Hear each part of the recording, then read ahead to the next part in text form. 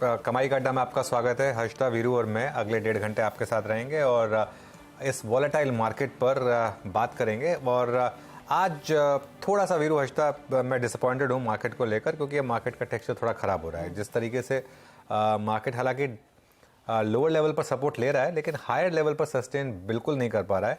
और मेरा जो सबसे बड़ा एक डर बैठ रहा है इस मार्केट में, स्टॉक्स अच्छे नंबर्स के बाद रिएक्ट नहीं कर रहे हैं। टाटा स्टील भी जो चला है वो नंबर्स की वजह से नहीं चला है, वो चाइना में जो फैक्टर है उसकी वजह से चला है, लेकिन नंबर्स के बाद स्टॉक जो है वो अच्छे से रिएक्ट कर नहीं रहे हैं। एक एग्जांपल आप एशियन पेंट्स का ले लीजिए, आप जो मर्जी कह लीजिए कि पोजीशनिंग बहुत ज़्यादा हो गई थी एशियन पेंट्स में, और शायद वो एक 40 करोड़ का वन ऑफ, अगर आप उसको गिनना चाहें तो मैं नहीं गिनूंगा, लेकिन फिर भी एक जिस तरीके से मार्केट अच्छे नंबर्स पर भी रिएक्ट कर रहा है, तो मुझे लग रहा है कि थोड़ा ख़राब है। और अगर 19,600 के नीचे फिसलने लगे तो मैं कहूँगा कि फिर शायद आपके वो स्टॉप लॉसेस शायद ट्रिगर होंगे। लेकिन देखते हैं, अभी लास्ट का 1.5 घंटा, कल लास्ट का 1.5 घंटा ख़राब था, आज यू नेवर नो, 1.5 घंटा लास्ट का अच्छा हो जाए और सब चीज़ें वापस बदल जाएँ। मिड कैप सुबह ऑलमोस्ट लाइफ टाइम पर आया, वहाँ से थोड़ा फिसला। Harshita, good afternoon. Good afternoon Anuj. सुबह में मैं सुन रही थी, आपने कहा था कि आज अगर टेक्सचर बदलेगा तो ओवरऑल पूरा सेंटिमेंट मार्केट का बिगड़ता हुआ दिखाई देगा। अच्छा, जो स्क्रीन पर हो रहा है वो हो रहा है, लेकिन क्या यहाँ पर एक अंडरलाइंग फैक्टर विदेशी मार्केट में एफओएमसी की बैठक का भी है? क्या उसके पहले लोग अपनी पोजीशंस हल्की कर रहे हैं? क्या उसे उस पर्सपेक्टिव से भी देखना चाहिए? मेरे ख्याल से आज सुबह एक ग्लोबल क्यूज में एक बहुत इंपॉर्टेंट चर्चा हो रही थी हर्षिता, इन्फ्लेशन को लेकर, कमोडिटी इन्फ्लेशन को लेकर। आई थिंक हमारी मार्केट कमोडिटी इन्फ्लेशन से काफ़ी सेंसिटाइज्ड है, और जिस तरीके से क्रूड प्राइसेस में, ब्रेंट क्रूड प्राइस में जंप आया है, ये एक और कारण हो सकता है कि एशियन पेंट्स अच्छे नंबर्स के बावजूद गिर रहा है, क्योंकि अब मार्केट को लग रहा है कि ये तो शायद पीक अर्निंग्स थे, अब आगे क्या होगा अगर क्रूड इस तरीके से बढ़ जाएगा। तो ये $83 का जो क्रूड हो गया है, वो डॉलर इंडेक्स जो गिरा, उसकी वजह से जो कमोडिटीज़ में राइज आई, फिर जो चाइना ने भी बोला उसकी वजह से जो राइज आई कमोडिटीज़ में, मुझे लग रहा है ये मार्केट को थोड़ा बहुत उसका डर है। तो क्लियरली थोड़ा बहुत ग्लोबल फैक्टर है यहाँ पर। प्लस ऐसा नहीं है ना कि हम अंडर बॉट हैं या फिर कोई अंडर वैल्यूड है, हम ऑलरेडी इतनी बड़ी रैली देख चुके हैं। तो इसके लिए ये जो पोजीशनिंग है मार्केट की और जो क्यूज आ रहे हैं मार्केट के, वो मेरे ख्याल से थोड़ा सा उसको एक्सप्लेन कर रहे हैं। जैसा मैं कह रहा था, अभी भी अगर हम 19,600 बचा लें तो ठीक है, सब ठीक है, मार्केट फिर मूव ऑन कर सकता है। बैंक निफ्टी में मैं थोड़ा सा ज़्यादा डिसअपॉइंटेड हूँ, क्योंकि मुझे लग रहा था कि बैंक निफ्टी शायद थोड़ा आउट परफॉर्म करेगा, लेकिन बैंक निफ्टी ने एक्चुअली अंडर परफॉर्म किया है, वो बहुत इंटरेस्टिंग है।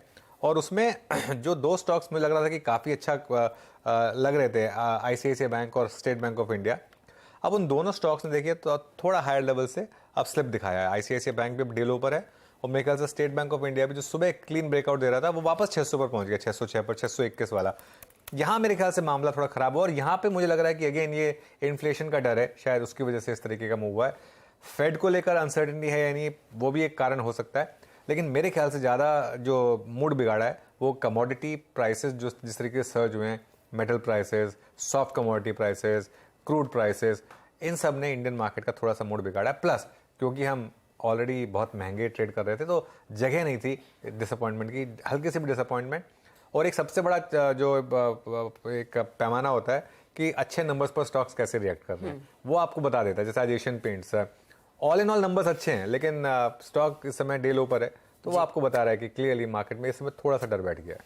जी हाँ, तो थोड़ी सी यहाँ पर लोग कॉशियस होते हुए या फिर ऊपरी लेवल्स पर मुनाफा वसूल करते हुए, लेकिन कई फैक्टर्स हैं जिस पर नजरें रहेंगी। अच्छा, यूएस मार्केट क्योंकि हमने मेंशन किया, मैं आपको बता दूं इस समय यूएस फ्यूचर्स एकदम शांत कारोबार कर रहे हैं, स्पेशली डाउ फ्यूचर्स। नैस्डैक में हाँ करीब 52 अंकों की बढ़त देखने को मिल रही है। वीरू, आफ्टरनून, बताइए सिचुएशन कैसी दिख रही है, और रोलओवर की पोजीशंस आंकने लगे हैं या नहीं? जी, हम देखिए पहले जरा हर्षिता एक बार स्टॉक स्पेसिफिक रोलओवर्स को देखते हैं, फिर इंडिसेस के रोलओवर्स पे आएंगे। अगर मैं निफ्टी के बेस्ट रोलओवर्स की बात करूं तो यहाँ पर ग्रासिम, इनफैक्ट ग्रासिम लीड कर रहा है रोलओवर्स की शीट को, पूरे सीमेंट स्पेस में भी, इंक्लूडिंग मिड कैप सीमेंट्स में भी, सबको लीड कर रहा है विद 73% रोलओवर। आज सुबह इसका ट्रेड भी हमने लिया था, बहुत स्ट्रॉन्ग रोलओवर्स। रिलायंस परसों कोलैप्स हुआ था, कल 20 डेमा लो था, लेकिन आज 20 डेमा को डिफेंड करता हुआ, 10 डेमा की ट्रैजेक्टरी पार नहीं हुई, बट अप्रॉक्सीमेटली 71% रोलओवर है। आईसीआईसीआई बैंक 65% रोलओवर, अभी यहाँ पे कुछ क्रिटिकल लेवल्स ब्रीच नहीं हुए हैं, बट हाँ रोलओवर 65%। डोमिनेट कर रहा है एंटायर मार्केट में इस वक्त cement, Grasim 73, UltraTech cement 62, ACC 65%। Cement और सीमेंट सबसे इंप्रेसिव रोलओवर कॉस्ट और बिहेवियर नजर आ रहा है। मिड कैप में जाऊं तो कुछ ऑटो स्पेस में आज बाइंग नजर आई, और in fact Shriram finance 54%, TVS Motors लगभग 46%, बालकृष्ण इंडस्ट्रीज लगभग 62% और भारत फॉर्ज करीब 61% रोल ओवर यहाँ पे ऐसे रहे स्थिति रोल ओवर की। ऑटो स्पेस में Apollo tyres 57, hero MotoCorp 54, TVS motor 46, Tata Motors at all time high आज 46% रोल ओवर। ये कुछ मजबूत धड़े हैं इस बाजार के। और मेटल्स में जेएसडब्ल्यू स्टील 47%, वेदांता 63%, कोल इंडिया 53, सेल 53% रोल ओवर। तो मेटल्स में और सीमेंट में इस वक्त सबसे इंप्रेसिव रोल ओवर्स हैं हर्षदा।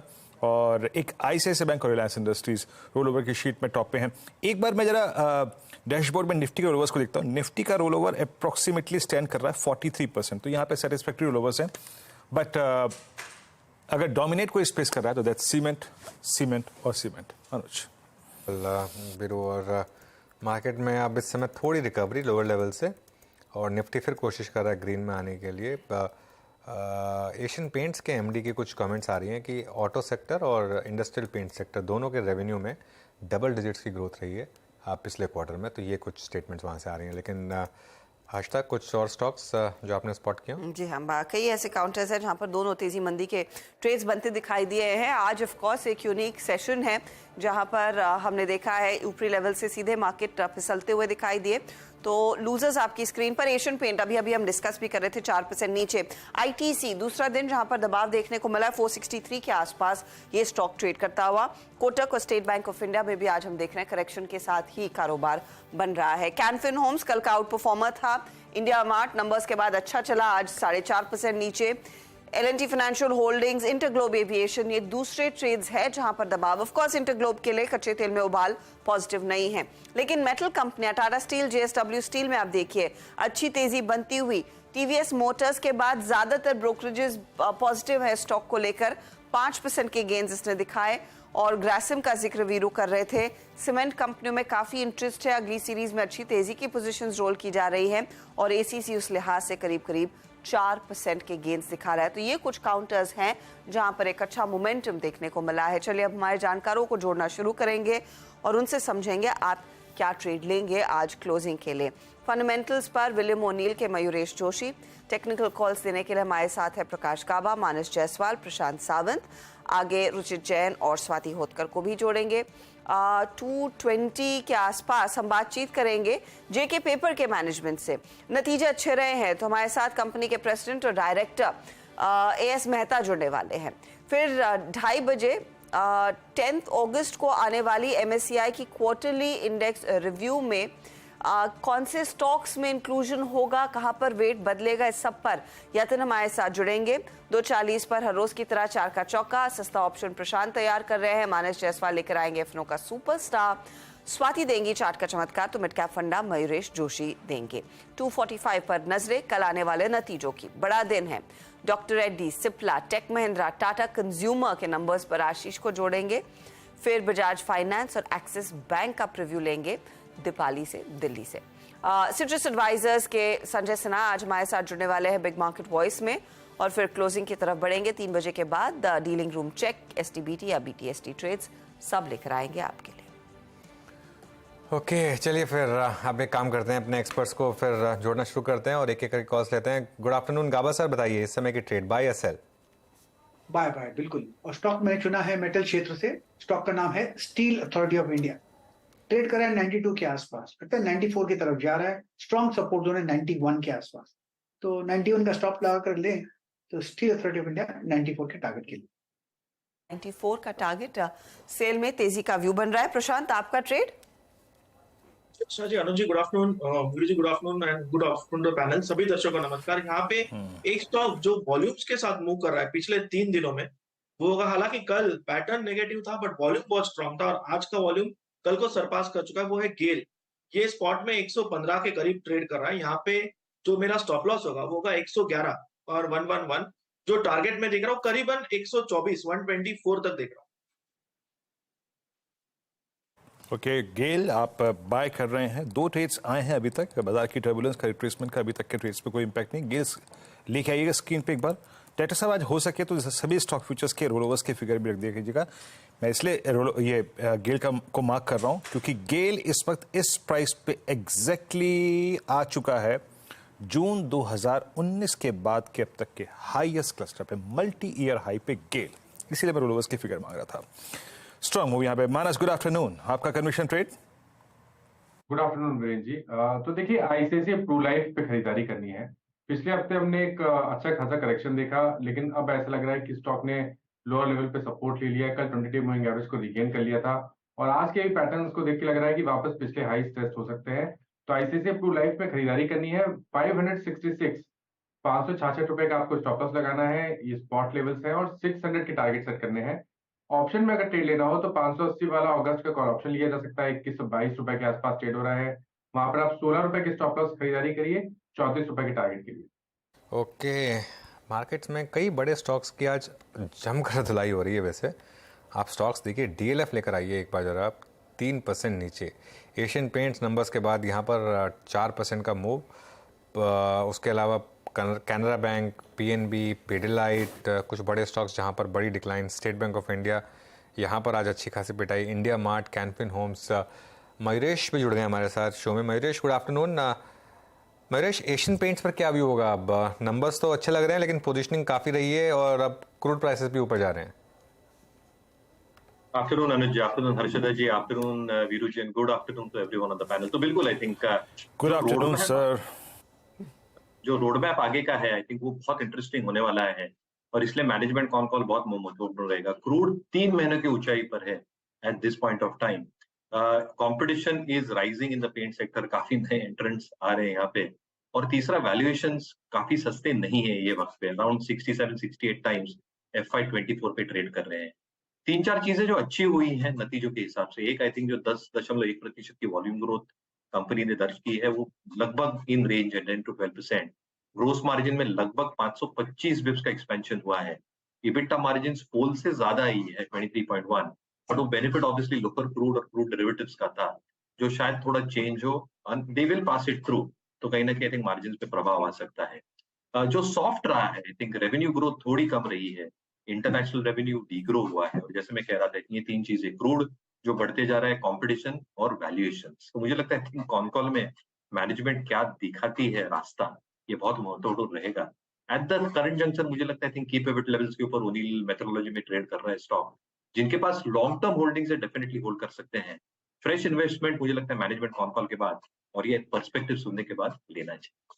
इंतजार करें एक नया पर्सपेक्टिव लेने से पहले। अच्छा, बैंकों पर एक फटाफट से व्यू प्रशांत, इंडेक्स पर्सपेक्टिव से, और इसकी हम सुबह में भी 11 बजे के शो के आसपास चर्चा कर रहे थे। कमजोरी तो इसने दिखाई है, क्या कुछ रिवर्सल के आसार है किसी पर्टिकुलर लेवल से, या फिर आप हाथ खड़े कर रहे हैं, अब बंदी का ही ट्रेड बनेगा?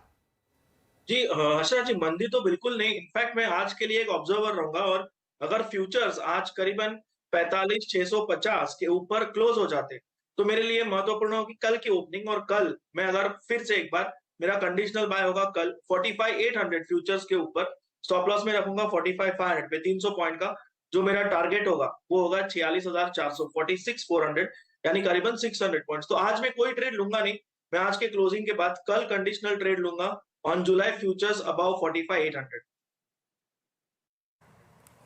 ओके, 45,800 के ऊपर आपका कन्विक्शन ज़्यादा परसिस्ट करेगा। हाँ, एक बात है बिल्कुल, कल 2 पुट राइटर्स थे 46,000, 45,800, और इंट्राडे में 45,800 जब वॉलेट हुआ था तो एक डाउन स्विंग मिला 45,657 तक का।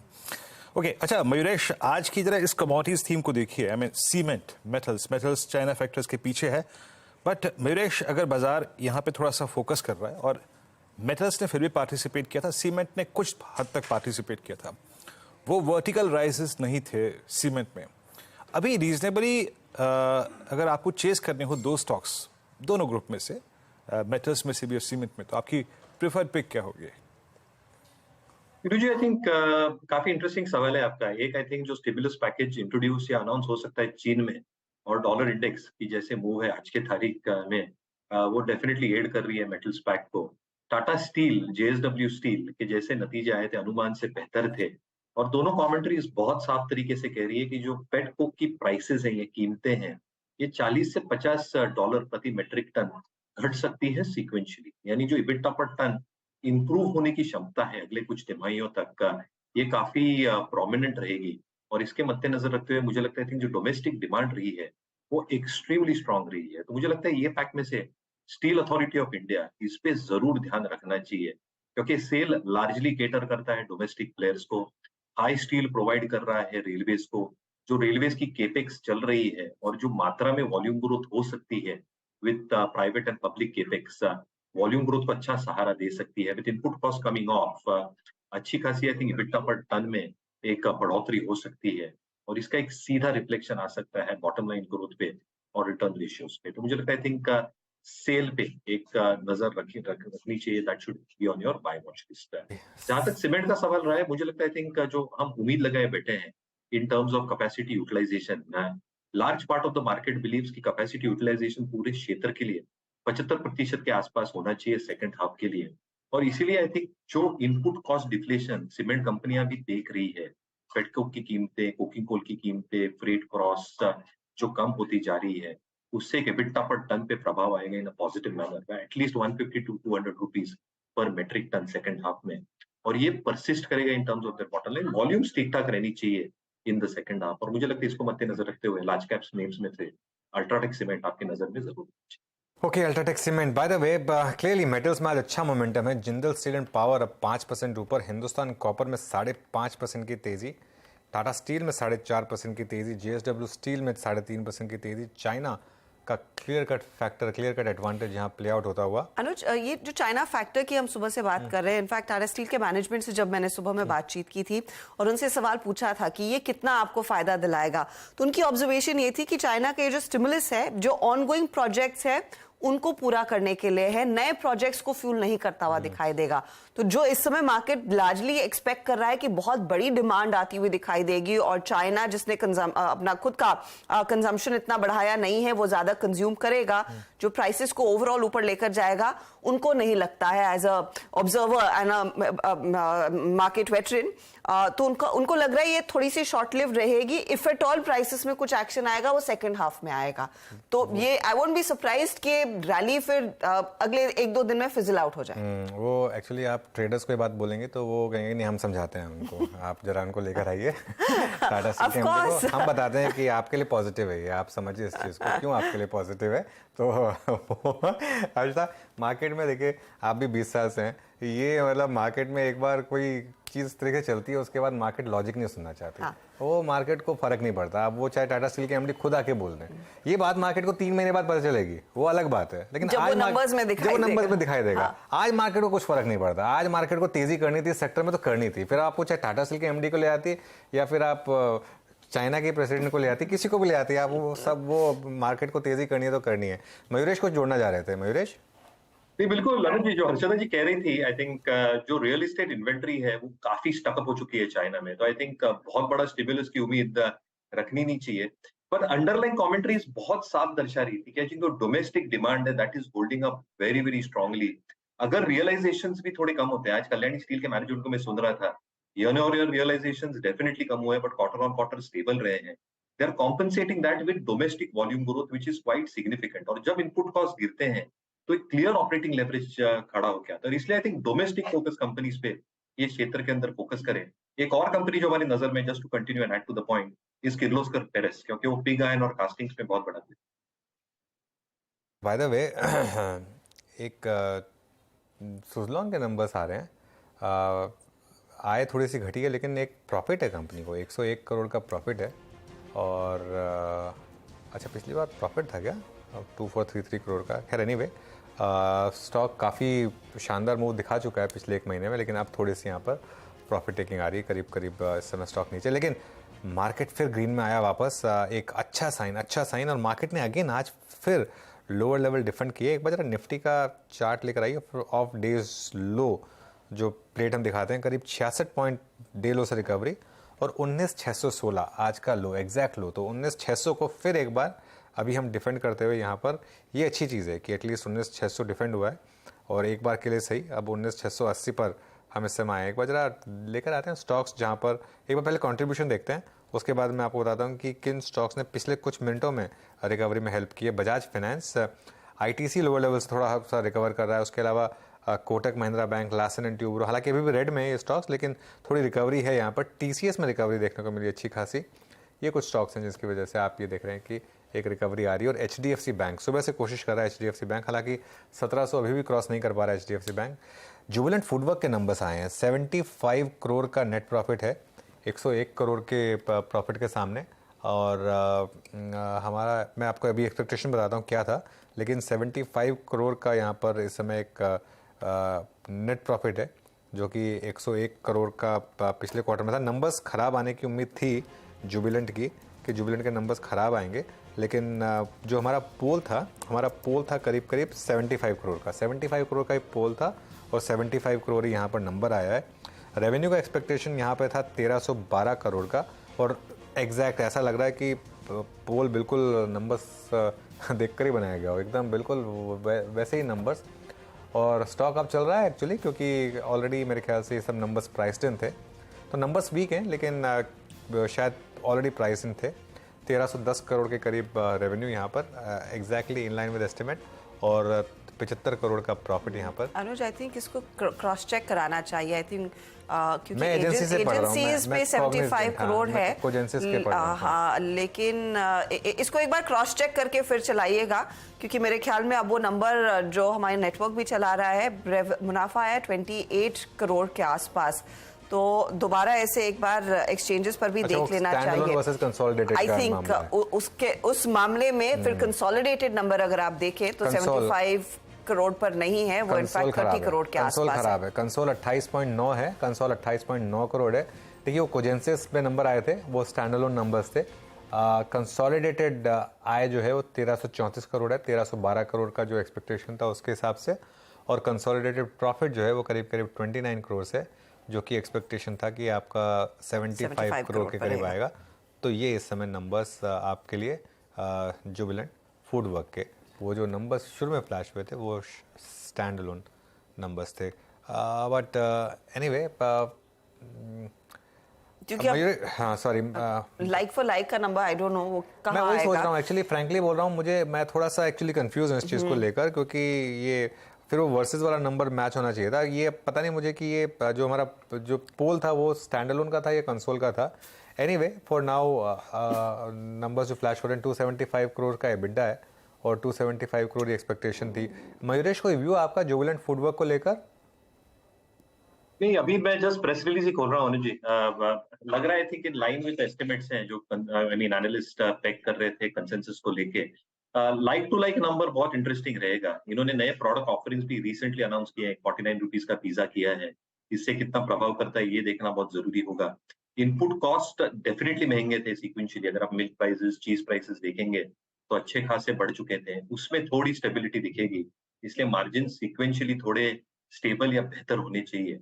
और इस वजह से मुझे लगता है आई थिंक वैल्यूएशंस का जो धड़का है ये सारी कंपनीज के साथ मैप होता है अर्निंग्स ग्रोथ के साथ। तो I think it will all boil down कि मैनेजमेंट कैसे फोर्सी कर रही है वॉल्यूम ग्रोथ गोइंग फॉरवर्ड। और अगर वॉल्यूम ग्रोथ का पिक्चर अच्छा रहता है फ्रॉम द मैनेजमेंट पर्सपेक्टिव, शायद एक बार वापस री रेटिंग हो, क्योंकि स्टॉक की अच्छी खासी पिटाई हुई है because of under delivery in the last 2 to 3 quarters. एक बाय द वे मार्केट में अच्छी रिकवरी आ रही है, 19,700 क्रॉस करने की तैयारी कर रहे हैं हम, वो हो जाएगा तो अच्छा होगा। लेकिन जुबिलेंट पर एक जो अब एबिटा मार्जिन है वो करीब करीब 20.7% आया है और 21% का एक्सपेक्टेशन था, तो ब्रॉडली आप कह सकते हैं कि नंबर्स इन लाइन है।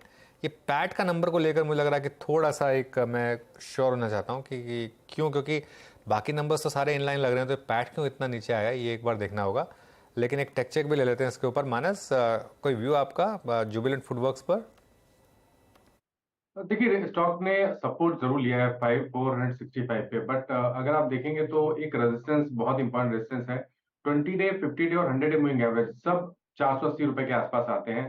तो जब तक 480 के लेवल्स ब्रीच ना हो तब तक आप बड़े मूव की उम्मीद नहीं कर सकते। लेकिन अगर 480 के लेवल्स ब्रीच होते हैं तो डेफिनेटली खरीदारी करनी चाहिए 470 के स्टॉप लॉस से। फिर 200 डे मूविंग एवरेज जो कि 500 रुपए के आसपास है, वो बिल्कुल स्टॉक टेस्ट कर सकता है। रहेंगे इस पर्टिकुलर स्टॉक पर, और कुछ और डिटेल्स आएंगे तो आपके सामने पेश करेंगे। नंबर्स के आने के बाद इस समय 3% ऊपर 481 के करीब ये काउंटर ट्रेड करता हुआ। लेकिन एक कंपनी जिसके तिमाही नतीजे काफी शानदार रहे हैं वो है जेके पेपर, और आय में करीब 11% का इजाफा देखने को मिला, नेट प्रॉफिट 18% बढ़ा, मार्जिन में भी सुधार देखा गया। हमारे साथ कंपनी के प्रेसिडेंट और डायरेक्टर एएस मेहता जुड़ गए। मेहता साहब, एक शानदार क्वार्टर रहा है आपके लिए। ये बताइए, क्योंकि आप अलग अलग पेपर डिविजन्स में काम करते हैं, सबसे ज्यादा ग्रोथ किस पर्टिकुलर सेगमेंट की तरफ से आई है? देखिए, ये जो कंसोलिडेटेड रिजल्ट आप देख रहे हैं, इसमें थोड़ा सा मैं ये कहना चाहूंगा कि इस बार इस क्वार्टर में कोरुगेशन बिजनेस का कंसोलिडेशन हुआ जो लास्ट ईयर नहीं था। तो जो टॉप लाइन में अगर आप देखते हैं तो उसका एक इम्पैक्ट है। अदरवाइज पेपर सेक्टर में मैं कहूंगा कि हमारी टॉप लाइन मोर और लेस उसी लेवल पे है, उसमें इस बार इस क्वार्टर में ग्रोथ नहीं दिखा है। अनकोटेड पेपर कैटेगरी में जरूर एक ग्रोथ है। Coated paper and packaging board में ग्रोथ नहीं मिली है, रादर डिमांड सबड्यूड रही है और उसकी प्रॉफिटेबिलिटी भी थोड़ा सा इम्पैक्ट हुई है कंपेयर टू लास्ट ईयर। लेकिन अनकोटेड पेपर सेक्टर अच्छा चला, उस कैटेगरी की डिमांड भी अच्छी रही, प्राइस भी बेटर रही और कुछ हद तक कमोडिटी प्राइसेस का जो एडवांटेज मिलना था वो इस क्वार्टर में मिला है। ओके, जैसे कि आपने कहा सर कि कमोडिटी प्राइसेस का आपको एक सब्सटेंशियल बेनिफिट मिला है। मैं आपके लास्ट 3 से 4 वर्षों के मार्जिन्स की ट्रेजेक्ट्री को देख रहा था। 30% की मार्जिन ट्रेजेक्ट्री मेरे ख्याल से CY या फिर FY20 माफ कीजिएगा, मैं आप अप्रॉक्सीमेटली इसी रेंज के मार्जिन सर होल्ड करते थे और एंजॉय करते थे। ये मान के चलें कि ये पीक मार्जिन्स हैं इस दौर के, जो ये 30% की ट्रेजेक्ट्री है। मैंने पहले भी कहा था कि 30% या 32% जब भी मार्जिन है वो बहुत लंबे टाइम के लिए सस्टेनेबल मार्जिन नहीं है, क्योंकि जब आप इस इंडस्ट्री में ऑपरेट करते हैं तो लॉन्ग टर्म मार्जिन इंडस्ट्री का अगर आप देखें तो ये एक 20 to 24% का बैंड है, जिसमें इनएफिशिएंट प्लेयर होंगे वो 16-17 के ऊपर ऑपरेट करेंगे, एफिशिएंट प्लेयर होंगे हमारे जैसे वो 24, 23, 25% इसके ऊपर ऑपरेट करेंगे और ये एक हेल्दी मार्जिन है। उसके ऊपर 24% एबिटा भी जब मिलता है तो ऑन इन्वेस्टेड कैपिटल के ऊपर जो return on capital employed workout होता है वो डिसेंट होता है। सो ये मार्जिन भी डिसेंट मार्जिन है। ओके, अच्छा सर, अभी जो पैकेजिंग बोर्ड सेगमेंट है वहाँ पे मैं आऊँ अगर मार्केट में, वहाँ स्थिति कैसी है और कॉपियर सेगमेंट पे स्थिति कैसी रही? और एक और चीज़, जो फार्मा कंपनियों से डिमांड है इस क्वार्टर में कैसी रही, क्या वो हेल्दी रही है इस बार?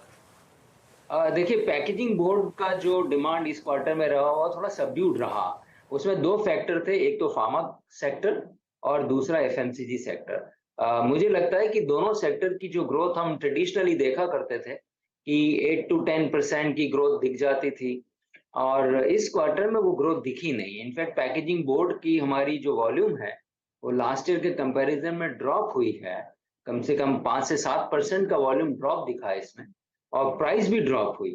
प्राइस ड्रॉप का रीजन तो ग्लोबल बोर्ड प्राइसेस रहा या ग्लोबल पल्प के प्राइसेस रहे, बट डिमांड भी इतनी स्ट्रांग नहीं रही।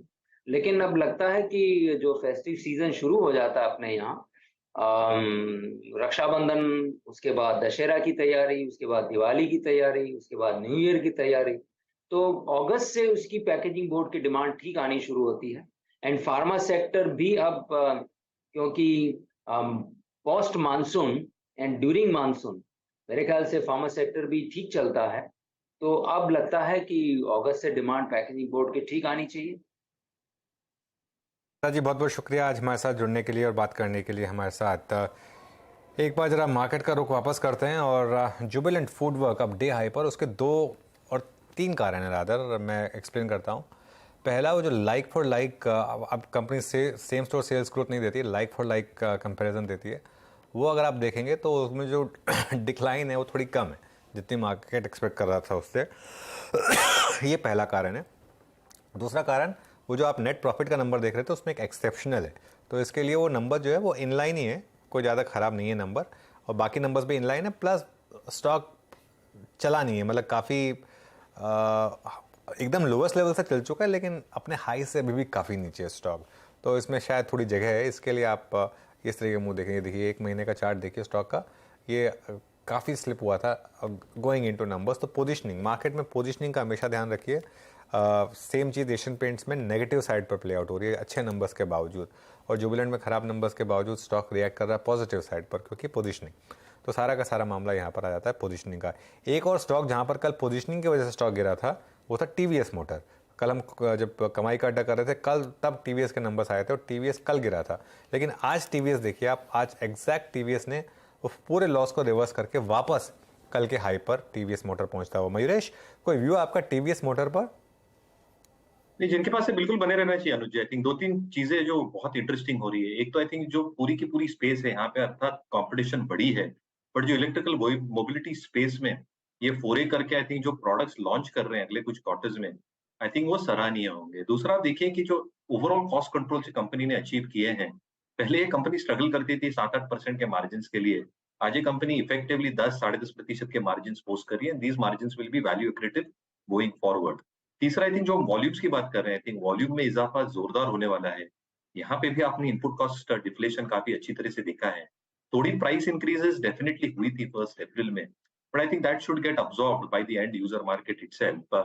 और जो ये फोरे कर रहे हैं out of the south based region itself, और जो एक अच्छी डिमांड उनको मिल रही है अदर पॉकेट्स में भी, ये सहारा देंगे वॉल्यूम ग्रोथ को और ऑपरेटिंग लेवरेज को। वैल्यूएशंस डेफिनेटली महंगे, there is no two ways about it. इसलिए जिनके पास स्टॉक है बिल्कुल बने रहना चाहिए, क्योंकि नंबर्स मेरे हिसाब से आते जाएंगे अगले कुछ क्वार्टर्स में। हालांकि valuation will always remain a perspective to be question. Stock का आज 5% ऊपर और मर्यादे लगभग 3-4 ब्रोकरेजेस की तरफ से एक बड़ा थम्स अप आया।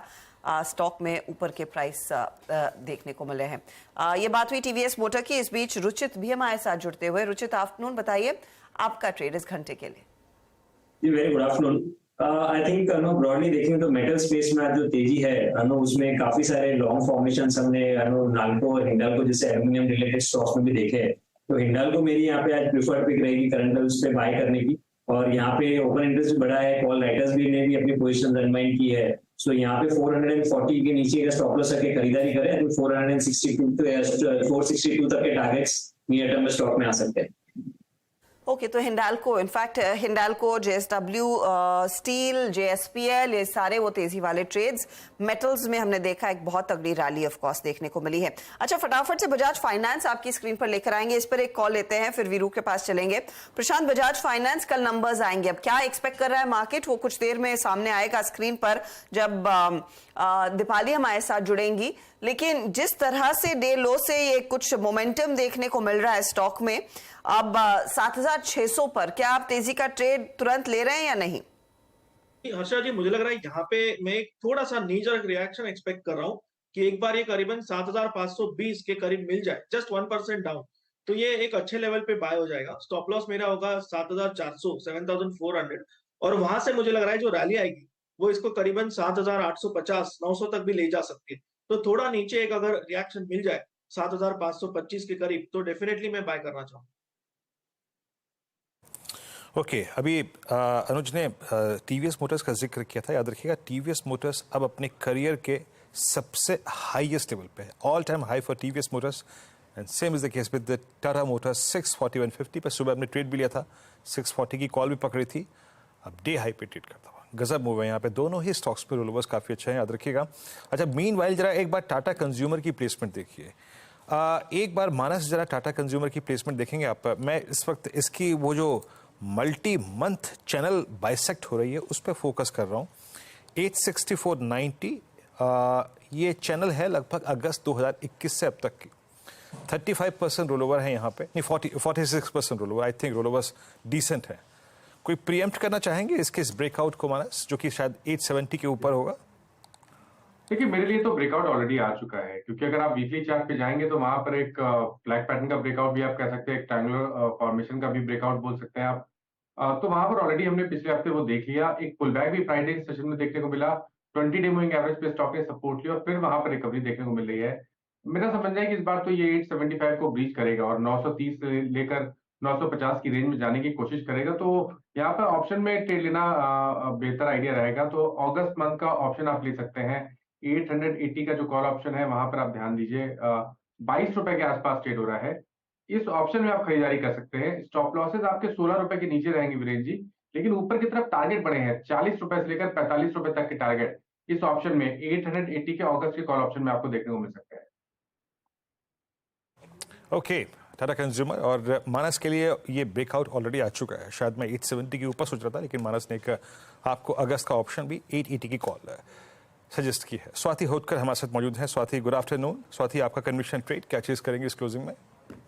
Good afternoon. आज हम सीमेंट पैक में काफी अच्छा स्टॉक बाइंग देख रहे हैं, जैसे एसीसी कहो, अंबुजा कहो। तो अंबुजा मुझे काफी स्ट्रॉन्ग लग रहा है।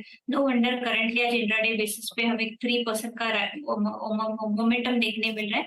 बट द इंटरेस्टिंग पॉइंट इस है कि उसके काफी दिनों के बाद एक 20 डेज मूविंग एवरेज ब्रेकडाउन किया है, डाउनवर्ड स्लोपिंग ट्रेंड लाइन का ब्रेकडाउन है, एंड वॉल्यूम के साथ इसमें काफी एक अच्छा क्रॉसओवर देखने मिल रहा है। RSI मेरे पॉजिटिव क्रॉसओवर्स है, तो मुझे लगता है अपसाइड में ये 455 तक रैली एक काफी स्ट्रॉन्ग हमें देखने मिल सकती है। तो करंट लेवल्स पे आप बाय कीजिएगा, 425 का स्टॉप लॉस प्लेस कीजिएगा।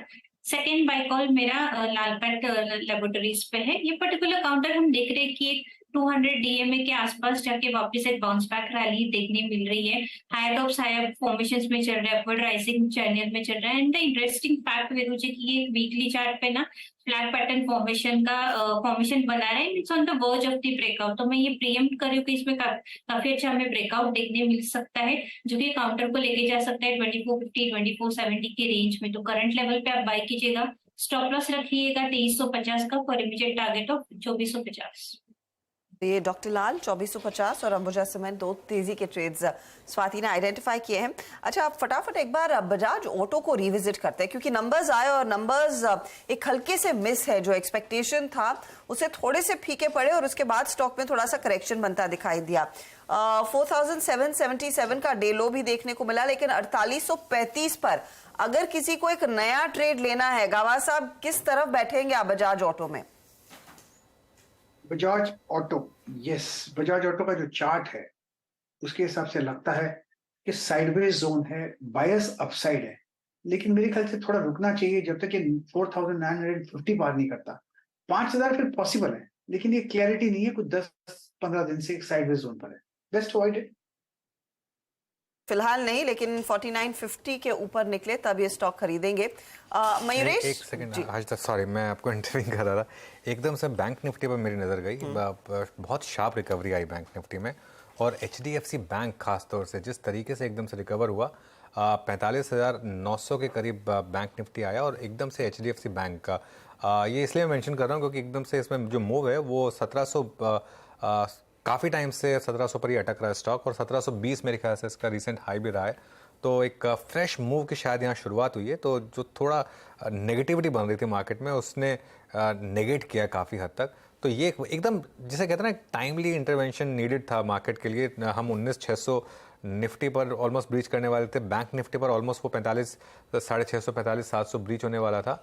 एकदम उस लेवल से यहाँ से एक रिकवरी आई और उसको HDFC बैंक ने लीड किया।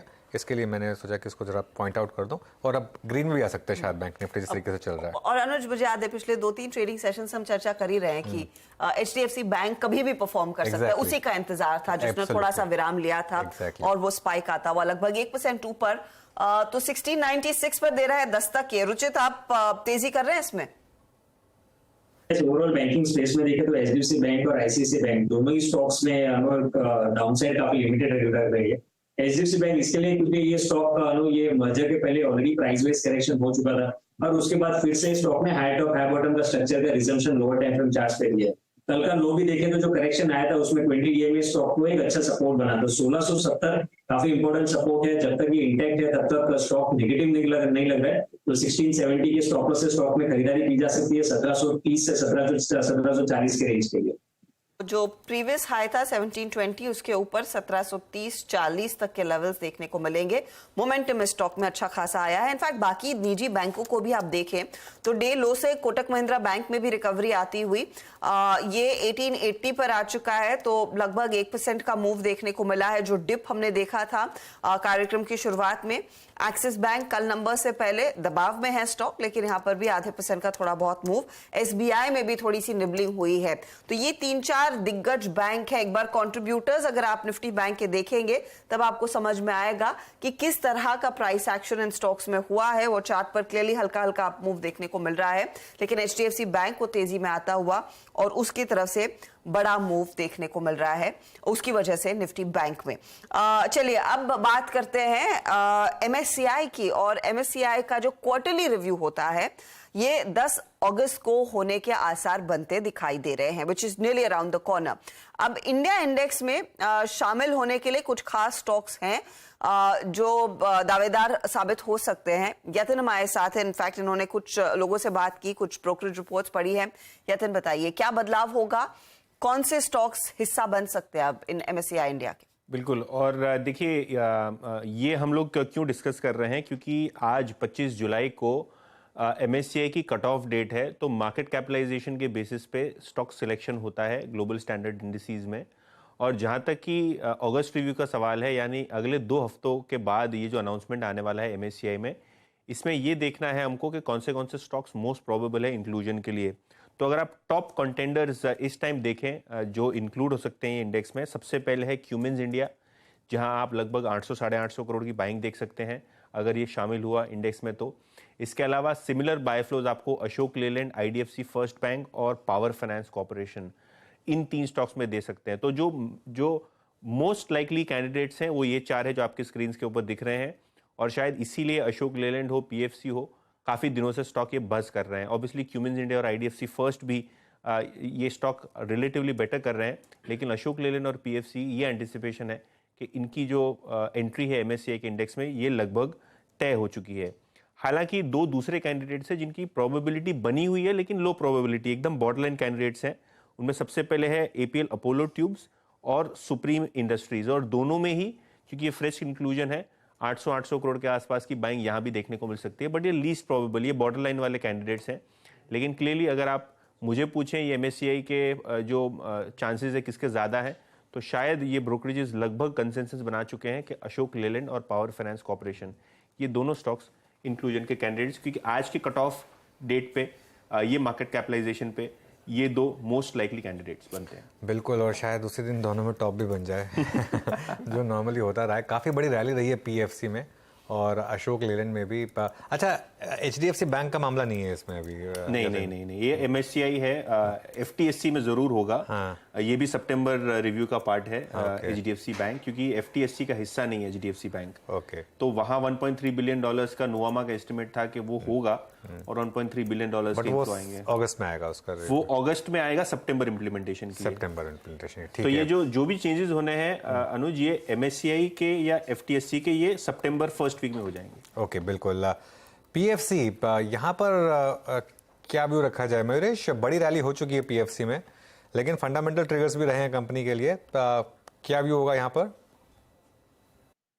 नहीं, जिनके पास है बिल्कुल बने रहना चाहिए। आई थिंक 2-3 की रीजंस। एक, आई थिंक जो ड्यूज थे काफी पीएफसी और आरईसी को, ये ड्यूज अच्छे खासे रिकवर हो चुके हैं। तो आई थिंक जो हम एग्जिस्टिंग ड्यूज देख रहे थे 1 वर्ष पहले, I think those dues are not even more than 60 और 70,000 करोड़, और वो भी आई थिंक क्लियर होते जाएंगे as new quarters come through. दूसरा, आई थिंक जो डिसबर्समेंट ग्रोथ आप देख रहे हैं काफी गवर्नमेंट एंटिटीज को है, इसलिए आई थिंक जो एसेट क्वालिटी प्रेशर का एक दबाव होता है वो शायद ये कंपनीज फेस नहीं करती to a large extent. Third, जैसे ये ड्यूज क्लियर होते जाएंगे इनके बैलेंस शीट के ऊपर, एक लार्ज पार्ट जो ये खुद बोरोइंग करते थे इन terms of carrying in working capital requirements, ये अच्छी खासी कम होगी, जिसकी वजह से बॉटम लाइन में इजाफा और रिटर्न रेशियोज में इजाफा अच्छा खासा देखने मिलेगा। And fourth and most important, I think dividend yields 5-5.5% के आसपास जो है, even REC I think is around 6-6.5%, ये काफी तगड़े हैं। This will continue in terms of central guidelines as well, जो अच्छा खासा सहारा देते हैं स्टॉक को भी। तो जिनके पास है लॉन्ग, आई थिंक बिल्कुल बने रहना चाहिए। वैल्यूएशंस डेफिनेटली थोड़े महंगे हो गए हैं, बट काफी टेलविंड्स अभी भी हैं पूरे सेक्टर। इस बीच स्वाति, अशोक लेलैंड पर आपकी क्या राय रहेगी? क्योंकि ये भी एक स्टॉक है जिसने बहुत तगड़ा रन दिखाया था, और नंबर्स हमने देखा है Q1 के एब्सोल्युटली ब्रिलियंट रहे हैं, जिसके बाद वो 230 का कॉल अब गोल्डमैन सैक्स भी दे रहा है। यस, ओवरऑल व्यू सेटअप काफी स्ट्रॉन्ग दिखाई दिया है हम लोग ने, बट लास्ट 2 दिन से हम देख रहे हैं कि ऑल टाइम हाई जब उसने 186 के अराउंड किया, वहां से हम लोग एक सेलिंग प्रेशर या प्रॉफिट बुकिंग देखने मिल रहा है, एंड 2 दिन से वो लेवल ब्रेकआउट नहीं दे पा रहा है, विच गिव्स इंडिकेशन कि यहाँ से प्रॉफिट बुकिंग हमें नजर आ सकता है, एंड ऑलरेडी ये काउंटर ओवरबॉट जोन में है, तो लिटिल बिट कॉशियस व्यू है। मुझे लगता है थोड़ा सेलिंग प्रेशर हमें देखने मिल सकता है, जो कि काउंटर को लेके जा सकता है एटलीस्ट 170 to 170 के लेवल्स तक, जो कि 20 DMA भी आता है, तो वहां तक एक बार सपोर्ट ले लेगा एंड देन वापस एक बाउंस बैक रैली नजर आएगी। तो अगर जिनको भी करना है बाइंग तो थोड़ा वेट करना चाहिए, बाय ऑन डीप स्ट्रेटेजी अपनानी चाहिए। अगर 170 172 के आसपास आता है तो you can take your long position. Okay, चलिए अब 4 का चौका की शुरुआत करते हैं और सबसे पहले सस्ता ऑप्शन लेंगे। प्रशांत जी बताइए आपकी ट्रेड क्या होगी? जी अनुज जी, जो मेरे रडार पे है वो HDFC बैंक है फॉर द मंथ ऑफ अगस्त। मैं एक्सपेक्ट कर रहा हूँ, थोड़ा प्रीएम कर रहा हूँ। एक्चुअली जो टारगेट लेवल में देख रहा हूँ वो स्पॉट में 1710 है, बट मैं इसको ऑप्शन के जरिए 1720 स्ट्राइक प्राइस की जो कॉल है 1720 की, जो करीबन अभी 30 पे ट्रेड कर रही है, यहाँ मैं पोजिशनली 18 का स्टॉप लॉस रखूंगा 18, और जो टारगेट में देख रहा हूँ वो फर्स्ट टारगेट 55 का, सेकेंड टारगेट 70 का होगा। HDFC bank buy 1720 call option next month, याद रखिएगा। अब अगला ट्वीट पिक करते हैं मानस जी के साथ, FNO सुपरस्टार है। मानस, क्या पिक कर रहे हैं आप? वीरेन जी, नेशनल एल्यूमिनियम पे खरीदारी करनी है। यहाँ पर करीब 5 दिनों के कंसल्टेशन के बाद हमें एक ब्रेकआउट देखने को मिला और एक तरह का फ्लैग पैटर्न का ब्रेकआउट है। तो नेशनल एल्यूमिनियम के फ्यूचर में अगर आप खरीदारी कर रहे हैं तो करंट लेवल्स पे आप कर सकते हैं 93.90, 93 रुपए 90 पैसे के स्टॉप लॉस से आपको खरीदारी करनी है, और 98.50 के आपको टारगेट सेट करने हैं फ्यूचर्स में। ऑप्शन में अगर ट्रेड लेना हो तो अगस्त मंथ का 95 वाला कॉल ऑप्शन जो 4.5 रुपए पे ट्रेड हो रहा है, वहां पर 3.5 रुपए के स्टॉप लॉस से 6.5 रुपए के टारगेट के लिए आप खरीदारी कर सकते हैं। ओके, तो नैल्को है वो ट्रेड FNO सुपरस्टार जो इस समय मानस ने किया आइडेंटिफाई। स्वाति, आपका चार्ट का चमत्कार? इस चार्ट के चमत्कार में मैं NTPC बाय देना चाहूंगी। ये काउंटर काफी स्ट्रॉन्ग है। मंथली चार्ट में उसने फ्लैट पैटर्न बनाया है, उसने लास्ट मंथ ही ब्रेकआउट दिया है which was coming to at around 175 के लेवल्स का ब्रेकआउट है। ये पूरा मंथ उसके ऊपर काफी वेल सस्टेन्ड है, वॉल्यूम्स के साथ डिसेंट मोमेंटम हमें अपसाइड देखने मिल रहा है। मुझे लगता है जिस हिसाब से 195 के ऊपर ही सस्टेन हो रहा है ये ऑलमोस्ट 2-3 दिन से, तो ये काफी स्ट्रॉन्ग बुलिश रैली हमें देखने मिल सकती है जो कि काउंटर को लेके चलते हैं 215-220 के रेंज में। तो NTPC करंट लेवल पे बाय कीजिएगा, स्टॉप लॉस रखिएगा 192 का for immediate target of 220। Okay, NTPC ये हो गया आपका चार्ट का चमत्कार। मयूरेश, मिड कैप फंडा के लिए क्या पिक किया आपने? Manoj, I think I continue with yesterday's call only. Praj Industries, हमें लगता है मार्केट्स इन इंडिया में जो इसकी EPS RS रेटिंग है बहुत तगड़ी है। 2 चीजें हो रही है बहुत क्लियरली। एक 2G 3G एथेनॉल प्लांट जो शुगर कंपनीज यूज कर रही है, वहाँ पे अच्छा खासा इजाफा हो रहा है। ऑर्डर बुक 3,500 करोड़ के आसपास है, which should increase going forward, क्योंकि काफी नए प्रोडक्ट्स इंट्रोड्यूस कर रहे हैं और काफी इंटरनेशनल क्लाइंट्स को भी केटर कर रहे हैं अक्रॉस इंडस्ट्रीज। तो कहीं ना कहीं जो रेवेन्यू इजाफा रहा है पिछले 3 वर्षों का 41%, EBITDA का 57% एंड बॉटम लाइन का 50% के आसपास, that should very well continue. At the same time balance sheet पे डेट बिल्कुल नहीं है कंपनी के। Working capital days are very very minimal at around 50-60, जो बहुत मार्जिनल मानता हूं मैं ये इंडस्ट्री के लिए। और रिटर्न रेशियोज काफी तगड़े हैं जो इंप्रूव होते ही जाएंगे। जो नए प्रोडक्ट्स पाइपलाइन है Anuj, that is very very interesting. Diesel binder planes के लिए कर रहे हैं, जिससे आई थिंक ETF या यूसेज ऑफ फ्यूल की एफिशिएंसी बढ़ सकती है, and more innovative products on the engineering side. तो इसको बिल्कुल ध्यान में रखिए। 18 से 20% की अपसाइड हम देख रहे हैं। 390 का stop loss, clear disclaimer. Research note to clients के पास गई है ये नोट, मेरे पास बिल्कुल होल्डिंग नहीं है स्टॉक। प्राज इंडस्ट्रीज ये है वो मिड कैप फंडा पिक। चलिए फटाफट से मैं आपको रिकैप करके बता देती हूँ जो 4 ट्रेड्स हमारे जानकारों ने आपके लिए आइडेंटिफाई किए। शुरुआत हुई HDFC बैंक जो इस समय लगभग 1% ऊपर है, 1720 का कॉल लेने की सलाह है, 30 पर है, 55 पहला टारगेट रहेगा, 70-75 आगे मिलेगा, स्टॉप लॉस आपको लगाना है 18 के लेवल्स पर। मानस ने पिक किया नैल्को का ट्रेड और 9850 का ये टारगेट देकर चल रहे हैं। 9390 का आप स्टॉप लॉस जरूर लगाइए, और ये काउंटर भी आज मेटल की रैली में 3% के गेन्स पर कारोबार करता दिखाई दे रहा है। फिर आया अगला ट्रेड स्वाति का चार्ट का चमत्कार, और NTPC पर ये तेजी का कॉल दे रही है। 215-220 का टारगेट और 192 के आसपास आप स्टॉप लॉस जरूर लगाए। और प्राज इंडस्ट्रीज जो अभी अभी मेंशन किया मयूरेश ने, मौका डिप्स पर खरीदारी का बढ़िया मिल रहा है, इस पर भी आपकी तेजी की राय होनी चाहिए। लेकिन लेकर आते हैं निफ्टी बैंक आपकी स्क्रीन पर, क्योंकि जितनी तेजी से ये चला था उतनी तेजी से ऊपरी लेवल से फिसला भी है।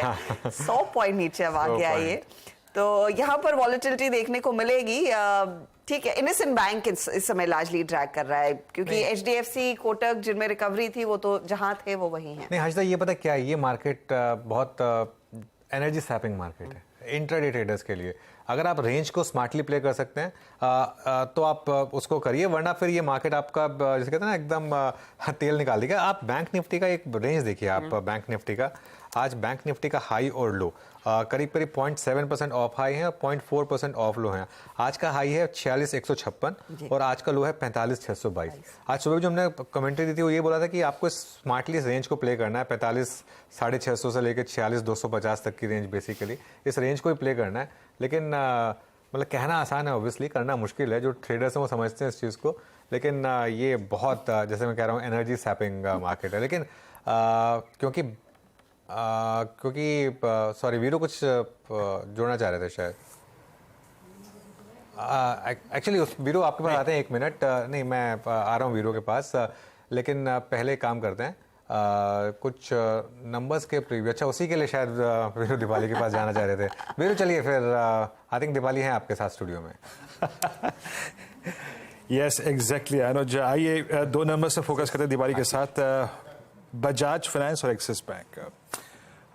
Deepali, new studio, first time interaction 101, Bajaj finance के नंबर्स, क्या एक्सपेक्टेशन? बजाज फाइनेंस के नंबर से वीरेन अच्छी ही एक्सपेक्टेशंस, और आपको याद होगा कि कंपनी ने Q1 बिजनेस अपडेट दी थी और काफी रोबस्ट अपडेट थी, तब हमने उस तरीके का रिएक्शन स्टॉक में आते हुए भी देखा ही था। पहले अपडेट्स में याद दिला दो, फिर मैं अर्निंग्स की बात करूंगी, क्योंकि नंबर्स बजाज फाइनेंस से अच्छे एक्सपेक्टेड हैं। अगर अपडेट्स की बात करें तो इस क्वार्टर में कंपनी की जो लोन बुक है वो 34% ग्रो हुई है YoY बेसिस पे। वहीं AUM ग्रोथ भी 32% के आसपास रही है, और in fact first ever quarterly highest customer franchisee addition भी कंपनी ने इस क्वार्टर में किया है। तो काफी रोबस्ट अपडेट थी, और उसी के बेसिस पे अगर नंबर्स के एस्टिमेट्स देखें तो अच्छे नंबर्स ही एक्सपेक्टेड हैं। अगर नेट इंटरेस्ट इनकम की बात करें तो 24% का इजाफा यहाँ पर हो सकता है, 7,700 करोड़ का आंकड़ा कंपनी पोस्ट कर सकती है। इसके अलावा अगर प्रॉफिटेबिलिटी फिगर को देखेंगे तो 32% की ग्रोथ भी रहेगी। इनफैक्ट सीक्वेंशियल बेसिस पे भी एक ग्रोथ रहेगी, और YoY बेसिस पे भी। सीक्वेंशियल बेसिस पे देखेंगे तो 3200 करोड़ से बढ़कर 3400 करोड़ का मुनाफा कंपनी पोस्ट करेगी। इसके अलावा नेट इंटरेस्ट इनकम की भी बात कर लेते हैं, नेट इनकम की, तो वो 8,250 करोड़ के आसपास रह सकती है। तो Q1 अपडेट तो कंपनी ने ऑलरेडी दी है, लेकिन अगर ओवरऑल सेट ऑफ नंबर्स देखें तो अच्छी ग्रोथ एक्सपेक्टेड है बजाज फाइनेंस से। लेकिन बात करेंगे एक्सिस बैंक की, तो एक्सिस बैंक के भी डिसेंट अर्निंग्स रह सकते हैं। अगर फिगर्स की हम बात करें तो जो नेट इंटरेस्ट मार्जिन है वो सीक्वेंशियल बेसिस पे बैंक का थोड़ा सा डिक्लाइन हो सकता है, ऑल्दो जो लोन ग्रोथ है वहां पर डिसेंट ग्रोथ एक्सपेक्टेड है। लगभग 20 से 22% की ग्रोथ लोन ग्रोथ में आप एक्सपेक्ट कर सकते हैं YoY बेसिस पे। हालांकि जो टोटल वॉच लिस्ट रहेगी इस बारी वो 5,522 करोड़ के आसपास रहेगी, जो कि 0.65% है of loans. Asset quality stable रहने की पॉसिबिलिटी है। हालांकि जो NPA प्रोविजंस हैं वो सिक्वेंशियल बेसिस पे थोड़े से बढ़कर आ सकते हैं। फिगर्स के अगर एक्सपेक्टेशंस की प्रेसाइज फिगर्स की बात करें तो नेट इंटरेस्ट इनकम 23% ग्रो हो सकती है इस क्वार्टर में YoY बेसिस पे। और अगर प्रॉफिट आफ्टर टैक्स की बात करें तो यहाँ भी 49 to 50% की ग्रोथ एक्सपेक्टेड है। लेकिन क्रेडिट ग्रोथ को लेकर, आगे के ग्रोथ आउटलुक को लेकर कंपनी के क्या बैंक के क्या कमेंट्स आते हैं वो इंपॉर्टेंट रहेंगे। लेकिन decent set of earnings Axis bank से, लेकिन बजाज फाइनेंस के नंबर्स अच्छे एक्सपेक्टेड हैं। बजाज फाइनेंस के नंबर्स अच्छे एक्सपेक्टेड है, बट अगेन इस पोजिशनिंग मयूरेश बहुत संक्षेप में रखिएगा। बजाज फाइनेंस इस क्वार्टरली अर्निंग्स के रिपोर्ट होने से पहले लगभग 2,000 रुपए का स्विंग इस स्टॉक में ऑलरेडी आ चुका है। आपका व्यू बहुत संक्षेप में मयूरेश? वीरू जी, आई थिंक अगर इन लाइन है एस्टिमेट्स तो मार्केट्स ने डिस्काउंट कर लिया है विद द मूव। अगर तोड़फोड़ नंबर्स है which is more than what the market is expecting, और कमेंट्री भी बहुत बढ़िया रही, तो शायद एक बार स्टॉक और भी रिएक्ट करे और री रेटिंग मिले। बट इन लाइन आएगा तो आई थिंक लार्जली प्राइस में जस्टेड हो चुका है। ओके, चलिए, तो ये बात हो गई एक्सिस बैंक और बजाज फाइनेंस की। कल टेक महिंद्रा के भी नंबर्स आएंगे, तो ये जान लेते हैं नंबर्स कैसे रहेंगे। टेक महिंद्रा जो कुछ समय पहले तक निफ्टी आईटी का सबसे स्ट्रॉन्ग कंपोनेंट था, इनफैक्ट इवन 52 वीक हाई पर भी था। ऑब्वियसली वो इन्फोसिस के नंबर्स के बाद पूरी कहानी चेंज हुई, लेकिन टेक महिंद्रा के नंबर्स कैसे आएंगे आशीष बताएंगे हमें। आशीष बताइए क्या एक्सपेक्ट करें। बिल्कुल ठीक, मैं शुरुआत करता हूं वो चार्ट से ही जो आप मेंशन कर रहे थे। ये स्टॉक क्या मूव करा है। अप्रैल मिड में सब 1000 के लेवल्स पे टेक महिंद्रा ट्रेड कर रहा था, और अभी कुछ दिन पहले मेरे ख्याल 17 जुलाई को 1270 के लेवल्स, 27% की तेजी स्टॉक में आई थी। और वो 17% वो 17 जुलाई से अब तक इनफैक्ट अब 9-10% करेक्ट भी कर गया है। इस तरह से वोलेटाइल हो रहा है ये स्टॉक। और ये सारी तेजी आई थी क्योंकि आप सबको याद होगा नए CEO डेजिग्नेट साहब का नाम अनाउंस हुआ था इन्फोसिस से, जो आ रहे थे, और वो इस साल के एंड में जाके अपना पदभार संभालते हुए नजर आएंगे। लेकिन बड़ी होप्स राइड करी थी, इसीलिए आपने देखा था इस तरह का तगड़ा आउट परफॉर्मेंस। खैर, कैसे नंबर्स एक्सपेक्टेड है? नंबर्स तो साहब कमजोर ही रहने वाले हैं। जो लार्जली पिछले कुछ क्वार्टर से ब्रॉडर वीकनेस देखने को मिल रही थी वो लिंगर ऑन करेगी। डॉलर आए 1.25%, 1.25% के आसपास का दबाव, कांस्टेंट करेंसी में 1.25 से 2% तक की कमजोरी तिमाही दर तिमाही। मार्जिन 7% बढ़ेंगे तो कहने के लिए आपको दिखेगा कि 9.6% वाले मार्जिन बढ़कर 10.5% हो गए, पर ऐसा है नहीं। असल में लास्ट क्वार्टर में, जिस क्वार्टर से हम कंपेयर कर रहे हैं, Q4 से कंपेयर कर रहे हैं, उस समय कुछ गुडविल इंपेयरमेंट वगैरह इस कंपनी ने लिए थे। उनको अगर एडजस्ट करूं तो मार्जिन एक्चुअली 11.2% पे थे, तो 11.2% वाले 10.5 पे 70 बेसिस पॉइंट्स का एडजस्टेड दरअसल डिक्लाइन आपको नजर आएगा। और ये दबाव क्यों? भाई जब रेवेन्यू मोमेंटम लूज आउट हो रहा है तो परकुलेट करेगा, प्लस कुछ पार्शियल वेज हाइक्स वगैरह कंपनी लेगी, उन सब का इंपैक्ट फिर से मार्जिन्स पे पड़ता हुआ नजर आएगा, और इसलिए मुनाफा केवल 0.5%, मुनाफा एक्चुअली फ्लैट रहने वाला है, ये एक्सपेक्टेड है। नजर कहां रहेगी?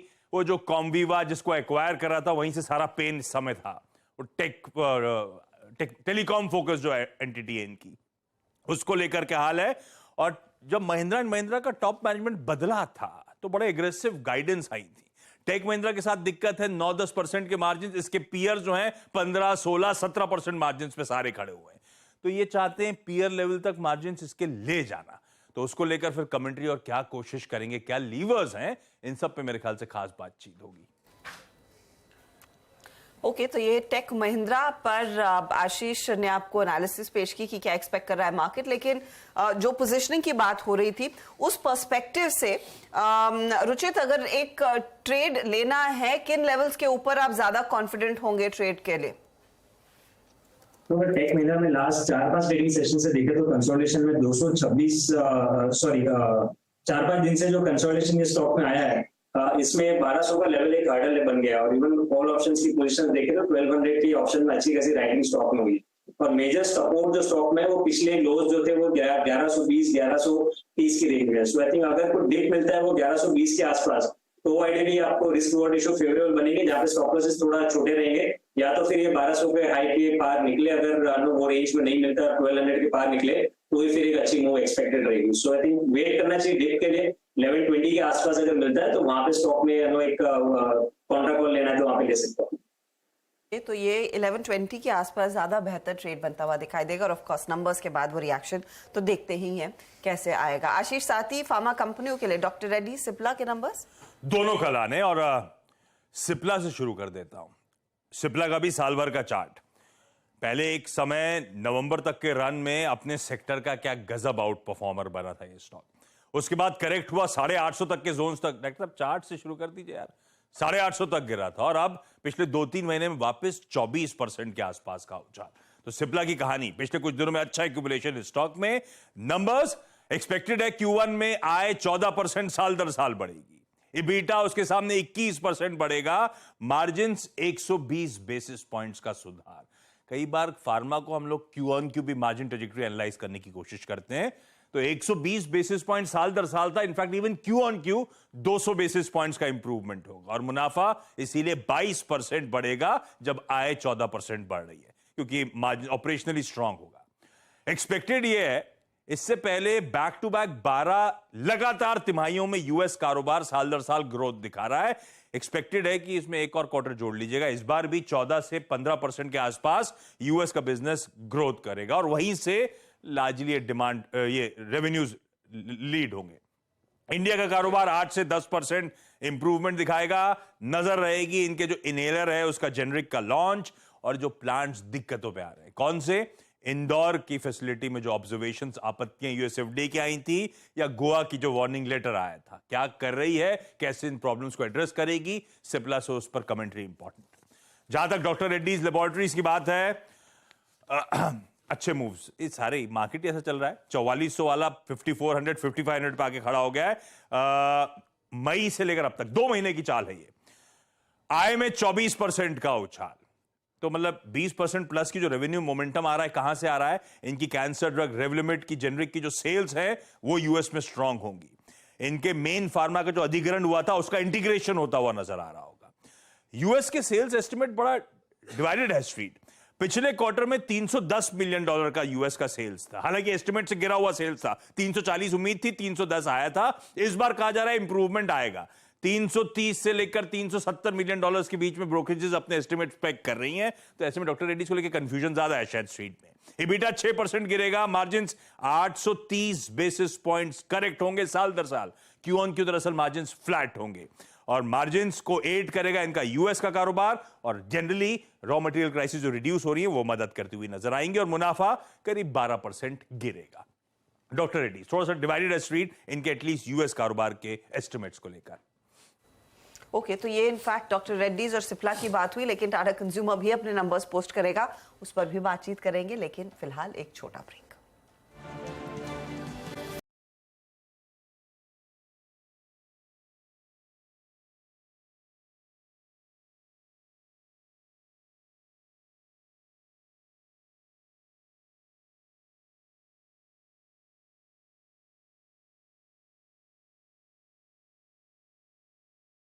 Welcome back. एक फिन निफ्टी की एक बार जरा चार्ट देख लेते हैं, क्योंकि आज वीकली ऑप्शंस एक्सपायरी है इसकी। एक्चुअली तो मंथली है, क्योंकि ये लास्ट ट्यूसडे है मंथ का। और ये देखिए क्या शानदार मूव आया पिछले 1 घंटे में, लेकिन अब एक्सपायरी रिलेटेड कोई मूव नहीं आ रहा है। 20,550 के आसपास की हैं। और एक और स्टॉक लेकर आते हैं, एक बार जी एंटरटेनमेंट लेकर आइए। एकदम से स्टॉक में एक बहुत बड़ा बाउंस, 4% इस समय, और डे हाई पर देखिए क्या शानदार मूव आया यहाँ पर इस समय, 4% मूव। खैर, टाटा कंज्यूमर के नंबर्स की बात हो रही थी, तो एक बार आशीष के पास वापस चलते हैं, जानते हैं यहाँ से क्या एक्सपेक्टेड है। आशीष, क्विकली समझा देता हूं। अच्छे मूव्स, 3 महीने में 24% का उछाल, और ये स्टॉक अपने रिकॉर्ड हाइस के आसपास दरअसल कामकाज कर रहा है। आय में 12.5% का उछाल एक्सपेक्टेड है साल दर साल। EBITDA 17% बढ़ेगा, मार्जिन 60 बेसिस पॉइंट्स का इंप्रूवमेंट दिखाएंगे, और इसलिए मुनाफा 20% बढ़ेगा। मैं ऐसे ही मोतीलाल ओसवाल की रिपोर्ट देख रहा था, वो कह रहे हैं जो इंडिया का ब्रांडेड टी कारोबार है, वो बिजनेस जो है उसमें करीब 5% साल दर साल की ग्रोथ एक्सपेक्टेड है, और लार्जली पूरी ग्रोथ वॉल्यूम ड्रिवन शायद आपको नजर आएगी। जहां तक नरिश्को की बात है, वो जो इनका बेवरेजेस आर्म है, नरिश्को की जो स्ट्रॉन्ग परफॉर्मेंस ऑफ लेट देखने को मिल रही थी, जो कंसोलिडेटेड नंबर्स में मदद कर रही थी, वो आउट परफॉर्मेंस इस क्वार्टर में भी कंटिन्यू करेगी, और खास नजर रहेगी यहां से टी और कॉफी की कीमतों पर। खैर, डिसेंट नंबर्स, एक्सपेंशन होगा मार्जिन में, लार्जली एक्सपेक्टेड। ओके, चलिए आशीष, बहुत बहुत शुक्रिया ये सारे नंबर्स हाईलाइट करने के लिए। अब काम करते हैं बिग मार्केट वॉइसेस में। हमारे साथ सिट्रस एडवाइजर्स के फाउंडर संजय सिन्हा जुड़ गए हैं, उनसे बात कर लेते हैं। Sanjay ji, good afternoon. एक वन वे रैली के बाद मार्केट में थोड़ा कंसोलिडेशन, किस तरीके से देख रहे हैं आप इस कंसोलिडेशन को? क्या एक हेल्दी कंसोलिडेशन है, या एक वार्निंग साइन है कि मार्केट अब यहाँ से शायद एक करेक्शन के लिए तैयार है? आपका व्यू क्या होगा इस समय? तो देखिए अनुज, मार्केट को किसी भी समय पे सिर्फ एक ही मुद्दे पे नहीं आंका जा सकता। मेरे अपने ओपिनियन में 3 फैक्टर्स हैं जो मार्केट के हर लेवल को निर्धारित करते हैं। एक फैक्टर होता है लिक्विडिटी, जो शॉर्ट टर्म में मार्केट को इन्फ्लुएंस करता है। दूसरा है इवेंट्स, जो कि अगेन शॉर्ट टर्म में मार्केट को इन्फ्लुएंस करता है। और तीसरा फैक्टर है वैल्यूएशंस, जो मार्केट को लॉन्ग टर्म पे इन्फ्लुएंस करता है। तो अगर आप आज की जो मार्केट की लेवल है उसको पिछले 2 महीने की बैकग्राउंड में देखेंगे, तो पिछले जो महीने गए उसमें लिक्विडिटी का इतना जोर से गश आया इंडियन मार्केट्स में कि ऑब्वियसली मार्केट को उसका रिएक्शन देना था। और ये एफआईआई की जो लिक्विडिटी आई मार्केट में, वो इस बैकग्राउंड में आई कि उसके पहले वो बहुत हैवी सेलर्स थे, तो उनकी बाइंग ने मार्केट को आप कह सकते हैं कि अचकचित कर दिया, मतलब वो अचंभित हो गई मार्केट की, इतना ज्यादा लिक्विडिटी कैसे आ गया एफआईआई से। तो ये हमारे करेंट मार्केट लेवल्स को में फैक्टर हो रहा है। दूसरा जो फैक्टर है वो है इवेंट्स का, जो कि अगर आप देखें तो जो क्वार्टरली रिजल्ट्स आ रहे हैं, मेरे ख्याल से आज वो सबसे बड़े सिग्निफिकेंट इवेंट्स हैं जो मार्केट को ड्राइव कर रहे हैं। जहां पर कि सेक्टोरल ट्रेंड्स अगर आप देखें तो बहुत ही अलग अलग हैं। जैसे बैंकिंग एंड फाइनेंशियल सेक्टर के जो रिजल्ट्स आ रहे हैं वो जितना एक्सपेक्टेशन है उससे अच्छे आ रहे हैं, और जहां तक आईटी सेक्टर के रिजल्ट्स हैं, या तो एक्सपेक्टेशन से नीचे आ रहे हैं, या अगर मान लीजिए एक्सपेक्टेशन को मीट भी कर रहे हैं तो फॉरवर्ड गाइडेंस जो है वो दे रहे हैं थोड़े से सहमे हुए या म्यूटेड। तो रह गया तीसरा फैक्टर वैल्यूएशन, जो कि मार्केट को लॉन्ग टर्म में इन्फ्लुएंस करेगा। तो मेरा अपना उस पर विचार यह है कि जिस तरह का स्ट्रक्चरल चेंज भारतीय बाजार में हो रहा है, जहां डोमेस्टिक रिटेल फ्लोज आना शुरू हो गया है और किसी भी मार्केट की गिरावट में वो हिल नहीं रहा है, तो ये स्ट्रक्चरल फ्लो जो मार्केट में आएगा वो भारतीय बाजार को काफी लंबे समय तक एक्सपेंसिव वैल्यूएशन पर ट्रेड कराएगा। इसलिए क्योंकि ये जब तक फ्लोज कम ना हो जाए या नेगेटिव ना हो जाए, मेरे ख्याल से एक स्ट्रक्चरल फाउंडेशन है। तो मैं समझता हूं कि एलिवेटेड लेवल पर जहां पर हम हैं वहां से बहुत ज्यादा गिरावट की संभावना कम है। जैसा आपने सही शब्द प्रयोग किया, शायद हम कंसोलिडेट कर रहे हैं इस लेवल पे, लिक्विडिटी और इवेंट्स को बैलेंस कर रहे हैं, और इसके बाद जब हमारी वैल्यूएशंस पर थोड़ी सी क्लियर व्यू बन जाएगी इस रिजल्ट्स के बाद, तो हमारे ख्याल से एक दोबारा बाजार में ऊपर की चलन आ सकती है। क्योंकि आप संजय आफ्टरनून कह रहे हैं कि ज्यादा गिरावट नहीं आएगी, फिर सवाल यही होता है कि इतनी ऊंचाई और इतने यूफोरिया के बाद नया पैसा लगे तो कहाँ लगे। अगर आप प्योरली एक अर्निंग्स बेसिस पर देख रहे हैं इस मार्केट को, क्या आप फिर कैपिटल ज्यादा एलोकेट करें बैंकों की तरफ, चाहे वो HDFC हो, कोटक हो, ICICI हो? Numbers by far top quality रहे हैं। बिल्कुल हर्षिता जी, अगर आप देखिए तो जो डाउट है बाजार के मन में वो ये कि इंटरेस्ट रेट का दौर जब बढ़ रहा था उस समय बैंक्स के नेट इंटरेस्ट मार्जिन बढ़ रहे थे, और था कि जब ये रेट हाइक का साइकिल बंद हो जाएगा तो ये नेट इंटरेस्ट मार्जिन बढ़ना बंद हो जाएंगे। लेकिन बाजार ने शायद ये फैक्टर नहीं किया कि उनकी जो क्रेडिट ग्रोथ है वो भी अपने साथ ही साथ इतनी स्ट्रॉन्ग पेस से ग्रो करेगी कि जो ओवरऑल नेट इंटरेस्ट इनकम है वो पूरे ओवरऑल तौर पे बढ़ जाएगा।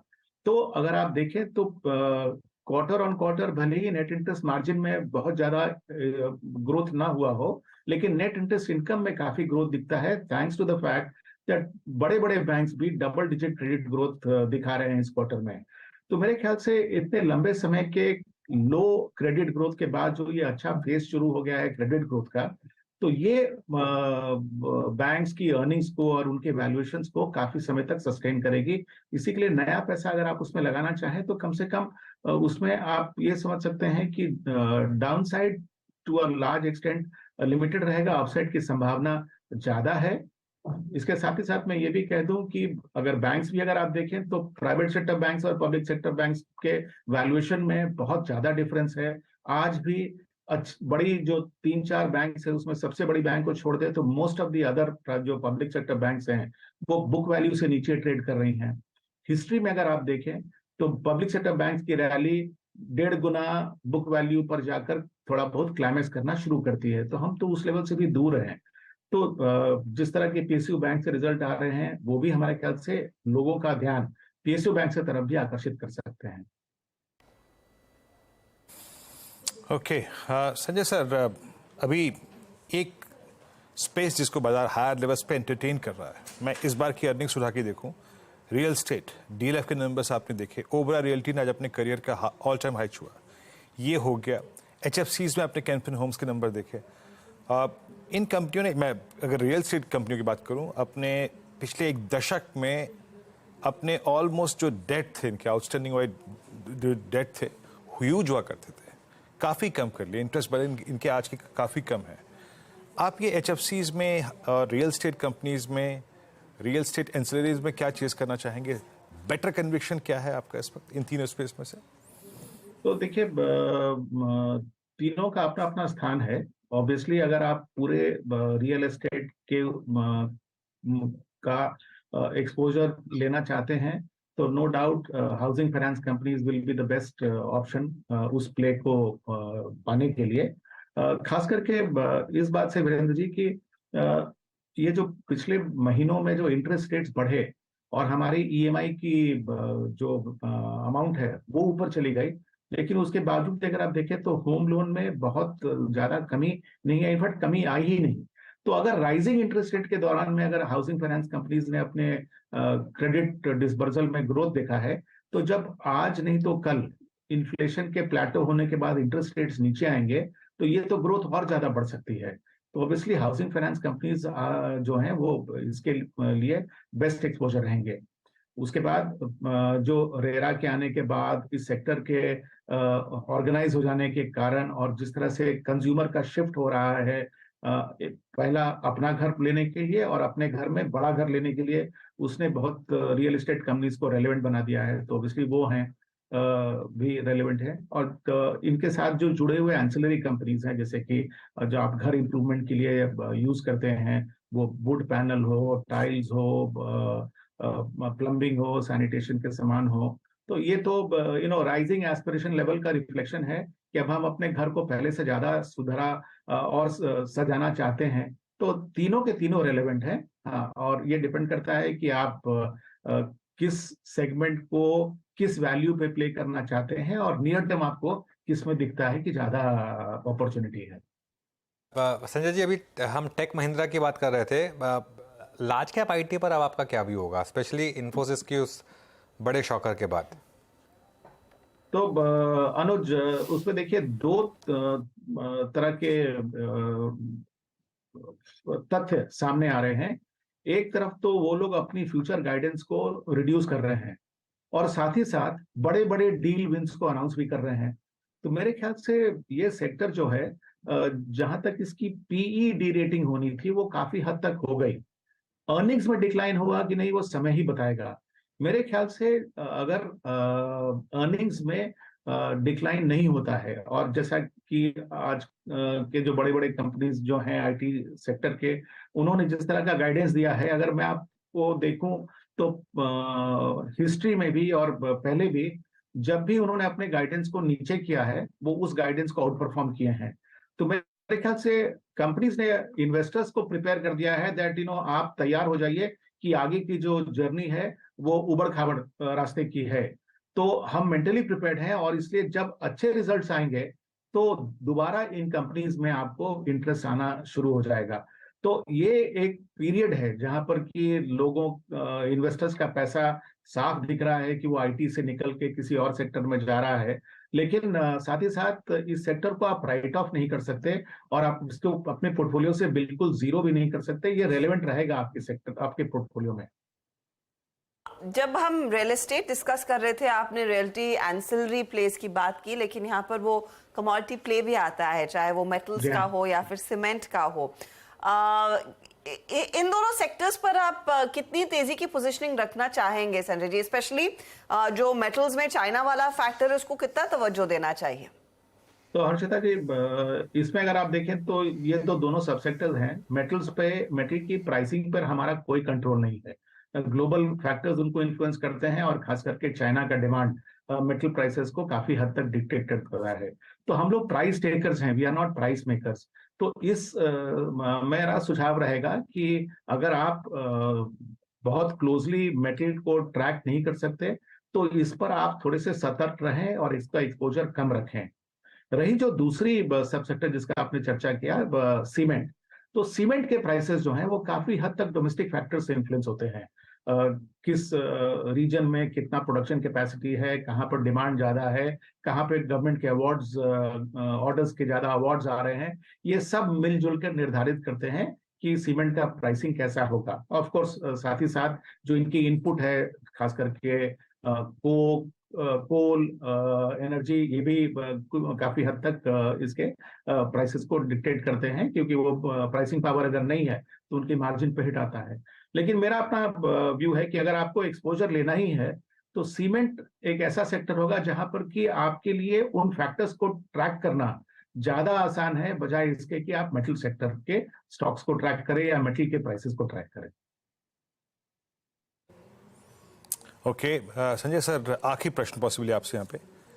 ये ऑटो में, ऑटो एंसिलरी में, टायर में, बैटरी में सबसे प्रेफर्ड स्टॉक कौन सा है आपका, अगर कंफर्टेबल हो तो देखिए, स्टॉक तो नहीं बता पाऊंगा वीरेंद्र जी, लेकिन इन सब सेक्टर्स में मेरे ख्याल से एंसिलरी मुझे लगता है कि लंबे समय तक आपको अपॉर्चुनिटी देगा, क्योंकि रिगार्डलेस ऑफ द फैक्ट कि जो ओरिजिनल इक्विपमेंट मैन्युफैक्चरर है उसका ज्यादा एक्सपोजर कंबस्शन फ्यूल पर है या वो ईवी की तरफ झुक रहा है, एंसिलरीज का जो इम्पोर्टेंस है उन ओईएम को सप्लाई करना और उनके प्रोडक्शन लाइन्स को चालू रखना, वो हमेशा रेलेवेंट रहेगा। आप देखे भी होंगे कि बहुत सारे एंसिलरीज हैं जो अब ईवी की तरफ झुक रहे हैं।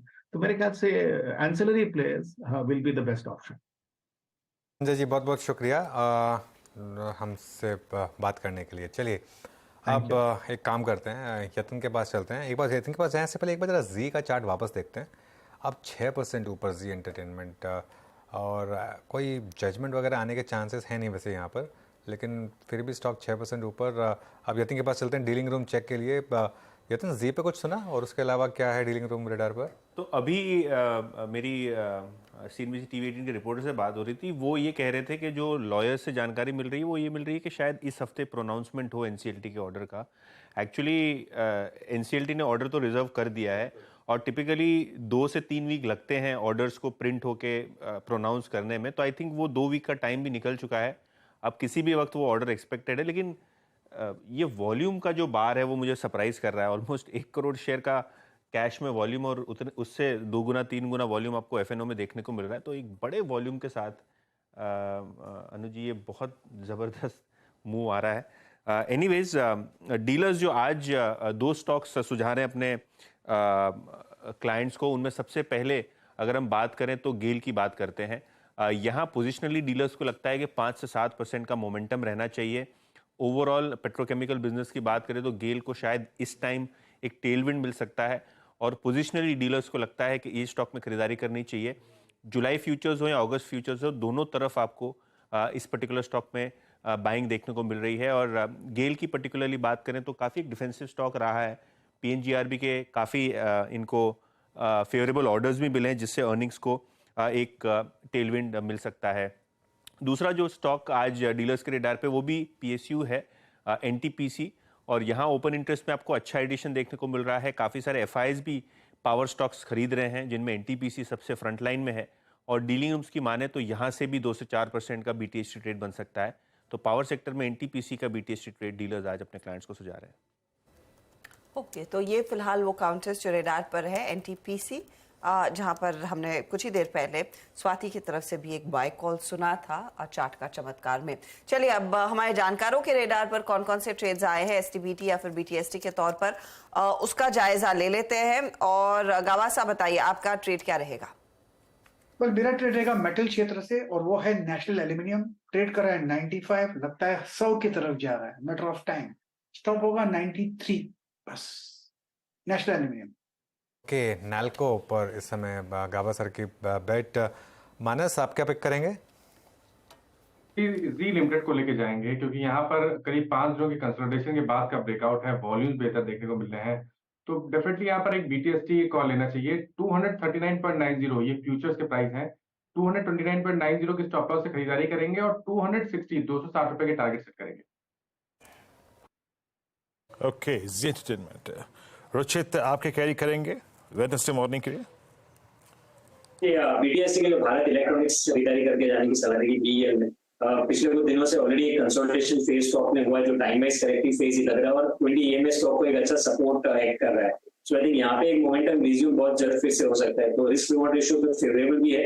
125 के स्टॉप लॉस से यहाँ पे खरीदारी करके जाए, 131 के टारगेट्स के लिए। ओके, तो ये BEL पर एक बाय कॉल, 131 के टारगेट के लिए मौका। प्रशांत, आपका ट्रेड क्या रहेगा? जी हर्षा जी, टेक्सन काफी अच्छे लेवल पे मुझे लग रहा है, करीबन 4100 पे ट्रेड कर रहा है। मैं 4000 के जस्ट नीचे 3990 पे स्टॉप लॉस रखूंगा स्पॉट में। जो टारगेट में देख रहा हूँ वो करीबन 4300 का होगा। ओके, तो डिक्सन टेक के नंबर्स इनफैक्ट आज ही आने वाले हैं। एक लंबी लिस्ट थी जिसमें डिक्सन टेक, जुबिलेंट फूड तो आ गया, डेल्टा कॉर्प, ये सारे नंबर्स का इंतजार रहेगा। और डिक्सन प्री नंबर्स करीब 2-2.5% ऊपर। इस पर होपफुली कल हम विश्लेषण कर रहे होंगे सुबह में, लेकिन ये स्टॉक जहाँ पर एक अच्छा खासा मोमेंटम देखने को मिल रहा है। चलिए, आखिरी 15 मिनट रफली, और इंडेक्स आपकी स्क्रीन पर फिर लेकर आते। काफी वॉलिटिलिटी देखने को मिली आज अनडाउटेडली।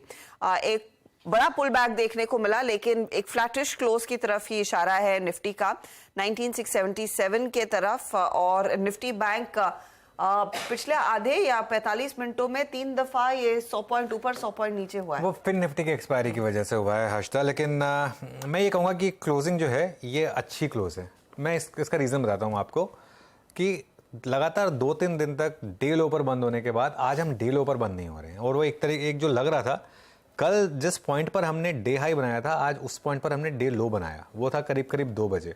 तो 2 बजे से 3:30 बजे तक का मूव जो पिछले 2 दिनों से नेगेटिव था, आज बहुत टाइम बाद पॉजिटिव आया। और एक चीज़ हुई आज 19,616 यहाँ से हम घूमे। आज मुझे बहुत लोग पूछ रहे थे कि जो हमने स्टॉप लॉस एडजस्ट किया था 19,640 था जो कल था, उसको आज हमने थोड़ा एडजस्ट कर दिया था, 19,600 कर दिया था। वो किस लिए किया था? वो इसीलिए किया था क्योंकि कई बार क्या होता है जो आप 10 डे एक्सपोनेंशियल मूविंग एवरेज की बात करते हैं उसको कई बार मार्केट इंट्राडे में तोड़ देता है, लेकिन एक्चुअल में वो ब्रीच होता नहीं है। तो आज इंट्राडे में अगर आपने 19,640 स्टॉप लॉस रखा होता तो आज सबके स्टॉप लॉस कट गए होते हैं, लेकिन क्योंकि हमने वो 19,600 की बात की थी तो हो सकता है कि अब वो प्रोटेक्ट हो जाए। हाँ, 19,600 अगर कल निकला तो मेरे ख्याल से क्लियर कट नेगेटिव व्यू होगा मार्केट के लिए, लेकिन मैं फिर भी कहूँगा कि आज क्लोज अच्छी है क्योंकि मिड कैप इंडेक्स भी अच्छे खासे ग्रीन के साथ बंद हो रहा है। एक बार मिड कैप इंडेक्स के लास्ट के 1 घंटे की तेजी देखिए, एडवांस डिक्लाइन वापस इंप्रूव हुआ है। बैंक निफ्टी ने लोअर लेवल पर अच्छा सपोर्ट लिया, वापस बाउंस बैक दिखाया, निफ्टी ने अच्छा सपोर्ट दिखाया। मुझे लग रहा है कि ये जो 2-3 दिन का एक टाइम कंसोलिडेशन प्राइस करेक्शन था शायद अब खत्म हो रहा है। और एक चीज़ होगी, कल मार्केट बेट करेगा कि फेड क्या करने वाला है, और नॉर्मली मुझे लगता है कि मार्केट जो है फेड के इवेंट्स में पॉजिटिवली जाता है। यूएस में भी आप वो तेज़ी देख रहे हैं, तो मुझे लग रहा है कि कल मार्केट में तेज़ी शायद होनी चाहिए। और फिर कल तो पेनल्टीमेट डे भी है, और वो पेनल्टीमेट डे नॉर्मली काफ़ी ट्रेंडिंग होता है, तो मेरे ख्याल से ये क्लोज जो है, मैं इस क्लोज को लेकर काफ़ी खुश हूँ। काफ़ी ख़राब क्लोज हो सकती थी मार्केट की, वो नहीं हुई, तो ठीक है, कोई प्रॉब्लम नहीं है मार्केट में। तो डेज लो से थोड़ी सी चाल अपनी सुधारने की पूरी कोशिश में। अच्छा, L&T आपकी स्क्रीन पर रख देते हैं क्योंकि L&T के नंबर्स और टाटा मोटर्स के नंबर्स बाजार बंद होने के ठीक बाद आएंगे, और L&T को लेकर जितना यूफोरिया पिछले हफ्ते था या फिर कल तक था, आज एकदम शांत, सबसे कम एक्सपेक्टेशंस के साथ ये स्टॉक क्लोज होता हुआ दिखाई दे रहा है 2555 के लेवल्स पर। मयूरेश, ऑफ कोर्स बायबैक पर तो नजरें हैं ही, लेकिन लार्जली अर्निंग्स के लिहाज से क्या एक पॉजिटिव क्वार्टर आप एक्सपेक्ट करेंगे कंपनी डिलीवर करेगी? इट शुड, और 2-3 की रीजन से। एक, आई थिंक ऑर्डर विंस ठीक ठाक रहे हैं। दूसरी चीज, आई थिंक जो एग्जीक्यूशन कैपेबिलिटीज हैं ये भी ठीक ठाक रहेंगी ये तिमाही के लिए, L&T के लिए। जो इनपुट कॉस्ट का एक मार पड़ी थी मार्जिन के ऊपर, specifically I think engineering division हो या उनकी जो हैवी इंडस्ट्रीज की डिवीजन हो, वहां पे एक थोड़ा सुधार देखने मिलेगा बिकॉज ऑफ डिफ्लेशनरी फैक्टर्स। और ऑब्वियसली आई थिंक जो ऑर्डर बुक आउटलुक है ये ठीक ठाक ही रहेगा for the better part of this year, क्योंकि काफी प्री ऑर्डरिंग हम उम्मीद कर रहे हैं before general election step in early part of next calendar year. और इसके मद्देनजर रखते हुए बोथ मार्जिन में जो एग्जीक्यूशन बढ़ेगा सेकंड हाफ में ये बेहतर होगा, और दूसरा वर्किंग कैपिटल नीड्स थोड़ी कम होती जाएगी। बाय ऑब्वियसली तड़का जैसे आपने कहा, तो yes I think positive numbers expect कर रहा हूँ। ओके, L&T 2555 पे। अच्छा, एक स्टॉक की प्लेसमेंट की बात कर लेते हैं, जो प्लेसमेंट इंटरेस्टिंग है। मानस, जरा एक बार अपोलो को देखिए, 5216 पिछले 4-5 सेशंस में रेस्ट काफ़ी लिया था इस स्टॉक ने, क्योंकि इसको एक बहुत स्ट्रॉन्ग सप्लाई जोन बाइसेक्ट करना था जो कि 5250 पे परसिस्ट करता है। मानस, आपका व्यू अपोलो पे? डे हाई पे क्लोज हो रहा है। देखिए, पॉजिटिव ये है कि 20 डे मूविंग एवरेज पे लगातार स्टॉक सपोर्ट ले रहा है, लेकिन फिर भी अगर खरीदारी करनी है तो थोड़ा इंतजार करना बेहतर रहेगा। 5260 के ऊपर खरीदारी करेंगे, क्योंकि अगर 5260 के लेवल्स ब्रीच हो जाएंगे तब आप उम्मीद कर सकते हैं कि हमें इस ब्लैक पैटर्न का ब्रेकआउट बहुत जल्द देखने को मिलेगा, और उसके बाद तो 250 से 300 रुपए की तेजी देखने को मिलेगी। तो थोड़ा रुक जाइए, 5260 के ऊपर खरीदारी करनी चाहिए। ओके, 5260 के ऊपर बाइंग होगी। इस बीच एक बार रिलायंस को लेके आइएगा। मैं रिलायंस का मैं आउटलुक इसलिए ले रहा हूँ क्योंकि निफ्टी के स्ट्रक्चर में इंटरेस्टेड है मेरा कि निफ्टी क्या कर सकता है पॉसिबली, रिलायंस उसमें कैसे मददगार साबित हो सकता है। आपकी राय क्या होगी इस पर प्रशांत? रिलायंस आज कल 20 डेमा पर सपोर्ट लिया, 10 डेमा को कल भी स्ट्राइक किया था और आज भी एक बार स्ट्राइक किया, लेकिन ये 2500 का कॉल राइटर प्लस 10 डेमा का फॉलिंग 10 डेमा का जोन अब तक पार नहीं कर पा रहा है। आपका व्यू रिलायंस पर क्या है इस वक्त? जी वीरू जी, यहाँ पे मैं अगर देखूं तो जो कल का लो बना हुआ है करीबन 2470, ये एक अहम सपोर्ट होगा। तो मुझे लग रहा है कि लॉन्ग्स इसको क्लोजली यूज करें। 2465 स्पॉट में आपका स्टॉप लॉस होना चाहिए, और जब तक ये लेवल क्लोजिंग बेसिक्स पे इंटैक्ट है, मुझे लग रहा है हम एक पुल बैक देख सकते हैं करीबन 2530 तक। तो 2465 स्पॉट स्टॉप लॉस रख के आप 2530 टारगेट के लिए इसको रख सकते हैं। Fair enough. रिलायंस पर बातचीत आखिरी 5 मिनटों में एक बार नजर डालिएगा बजाज ऑटो के ट्रेड पर, क्योंकि बजाज ऑटो डे लो से एक अच्छी रिकवरी, एक स्मार्ट रिकवरी दिखाकर बंद होगा 4863 के लेवल्स पर। और इस पर मेरे ख्याल में गावा साहब ने कहा था कि 4950 के लिए एक अपॉर्चुनिटी तेजी की है। यूपीएल में भी थोड़ा सा रिवर्सल आता हुआ दिखाई दिया है। और ऑफ कोर्स आज मेटल काउंटर्स तो फोरफ्रंट पर रहे ही हैं, जहां पर काफी तगड़ी तेजी देखने को मिली। हिंडाल्को हर टिक के साथ दरअसल आज क्लोज दिखाएगा नियरली 4% के गेन्स पर, तो ये एक बहुत ही बढ़िया ट्रेड साबित हुआ है आज के लिए। फ्यूचर्स के कुछ ट्रेड्स आपकी स्क्रीन पर जाते जाते हमने देखा है पोजीशन तेजी की एमजीएल, एल्केम लैब्स जैसे ट्रेड्स में जोरदार देखने को मिली है। इनमें से कोई ट्रेड मानस, एल्केम या फिर एमजीएल जो कल के लिए भी इंपॉर्टेंट रह सकता है? तो देखिए एमजीएल पे खरीदारी की जा सकती है क्योंकि यहाँ पर 50 डे मूविंग एवरेज पे स्टॉक ने सपोर्ट लिया, 20 डे मूविंग एवरेज को रिगेन कर लिया। तो ये रिवर्सल के साइन डेफिनेटली दिखते हैं चार्ट्स पे। तो करंट लेवल्स पे खरीदारी करिए 1069 के स्टॉप लॉस से, और ऊपर की तरफ 1120 जो पिछले हाई थे वही स्टॉक के टारगेट होंगे। सीमेंट काउंटर्स ऑफ कोर्स एक तरफ तेजी में रहे ही हैं। रुचित, वेरी क्विकली एक बार जेके सीमेंट देखिए, क्योंकि अंबुजा, एसीसी, ग्रासिम इन सब पर तेजी वाला ट्रेड हमने सुना है इसी कार्यक्रम के दौरान। यहाँ पे थोड़ा अगर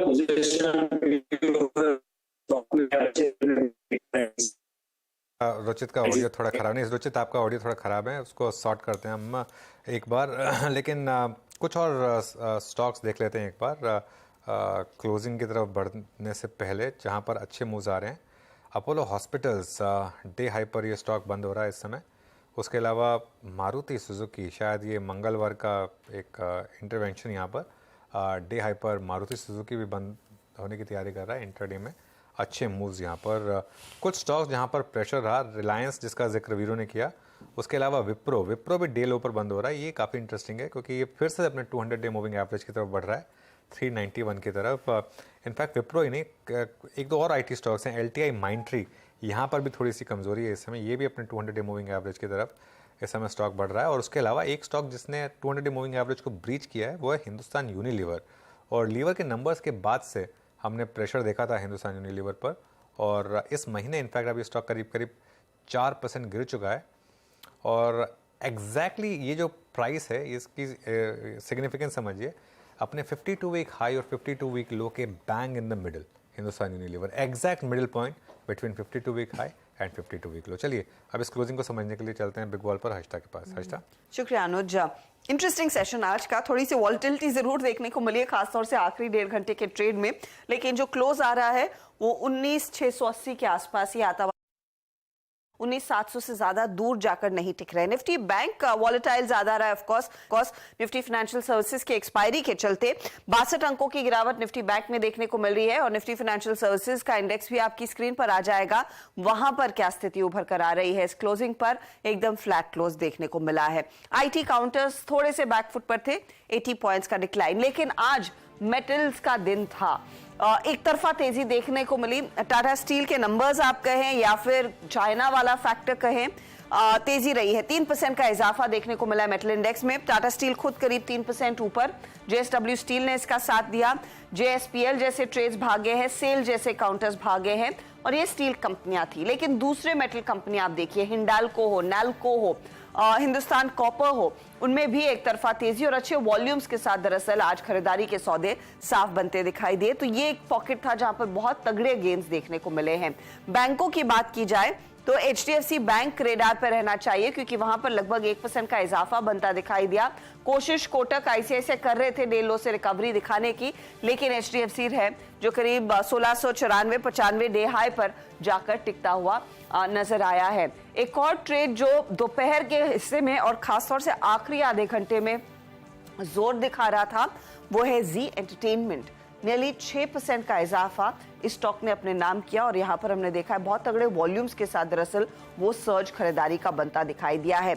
एक और पॉकेट है जहां पर अच्छी तेजी देखने को मिली है, वो है सीमेंट कंपनियां। ग्रासिम बहुत बढ़िया मूव देखने को मिला है आज, अच्छे वॉल्यूम्स के साथ खरीदारी। एसीसी, अंबुजा, जेके सीमेंट जैसे काउंटर्स और छोटे सीमेंट कंपनियों में भी आज हमने देखा इंटरेस्ट अच्छा खासा तेजी की तरफ बनता हुआ दिखाई दिया है। तो ये कुछ स्टॉक्स थे जहां पर सबसे ज्यादा एक्शन, सबसे ज्यादा एक्टिविटी तेजी और मंदी की तरफ बनती हुई दिखाई दी है।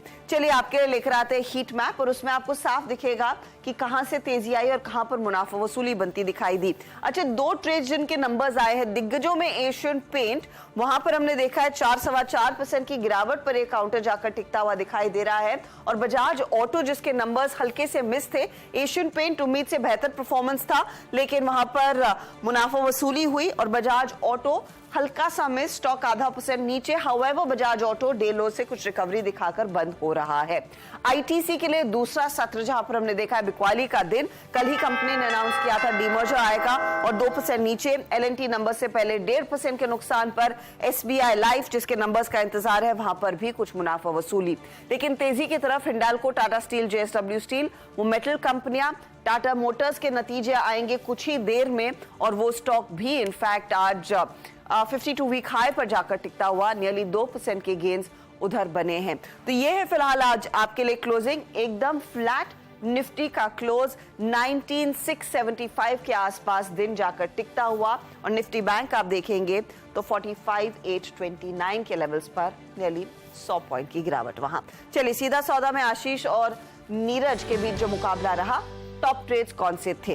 तो तेजी में 2 ट्रेड्स पकड़े थे आशीष ने, एक था जेके सीमेंट और दूसरा था टाटा स्टील। दोनों नंबर्स पर आज रिएक्ट कर रहे थे और नतीजों के बल पर ही दोष मंदी की तरफ रखे थे डीसीएम श्रीराम और स्पंदना स्फूर्ति, जहां पर हमने देखा है 6 और 4% की गिरावट देखने को मिली। नीरज के प्लेयर्स में आप देखिएगा चेन्नई पेट्रो, ये खराब नंबर्स पर 9% टूटा। शॉपर स्टॉप डिसेंट परफॉर्मेंस पर 2% ऊपर। ब्रिटानिया में आज दबाव देखने को मिला और इन्फ्लेशन वाला फैक्टर है यहाँ पर। और एसआरएफ हमने देखा है करीब 0.5% के गेन्स पर जाकर टिकता हुआ। खैर ठीक ठाक ट्यूसडे में कहूँगा। एक समय पे जो ये काफ़ी ख़राब लग रहा था जब हमने क्लोजिंग की शुरुआत की थी, उसके हिसाब से मार्केट की क्लोज जो है वो सूदिंग रही है थोड़ी सी। कल वेंसडे, इसका मतलब बिग एक्सपायरी से पहले का वो D-1 डे और नॉर्मली मार्केट मोमेंटम रहता है। और कल हम तैयारी करेंगे फेड की मीटिंग के आउटकम की भी, तो कल एक बहुत इंपॉर्टेंट दिन जिसकी हम तैयारी करेंगे वीरो। जी मैं कहता अनुज, आज Tata Motors all time high पे क्लोज हुआ।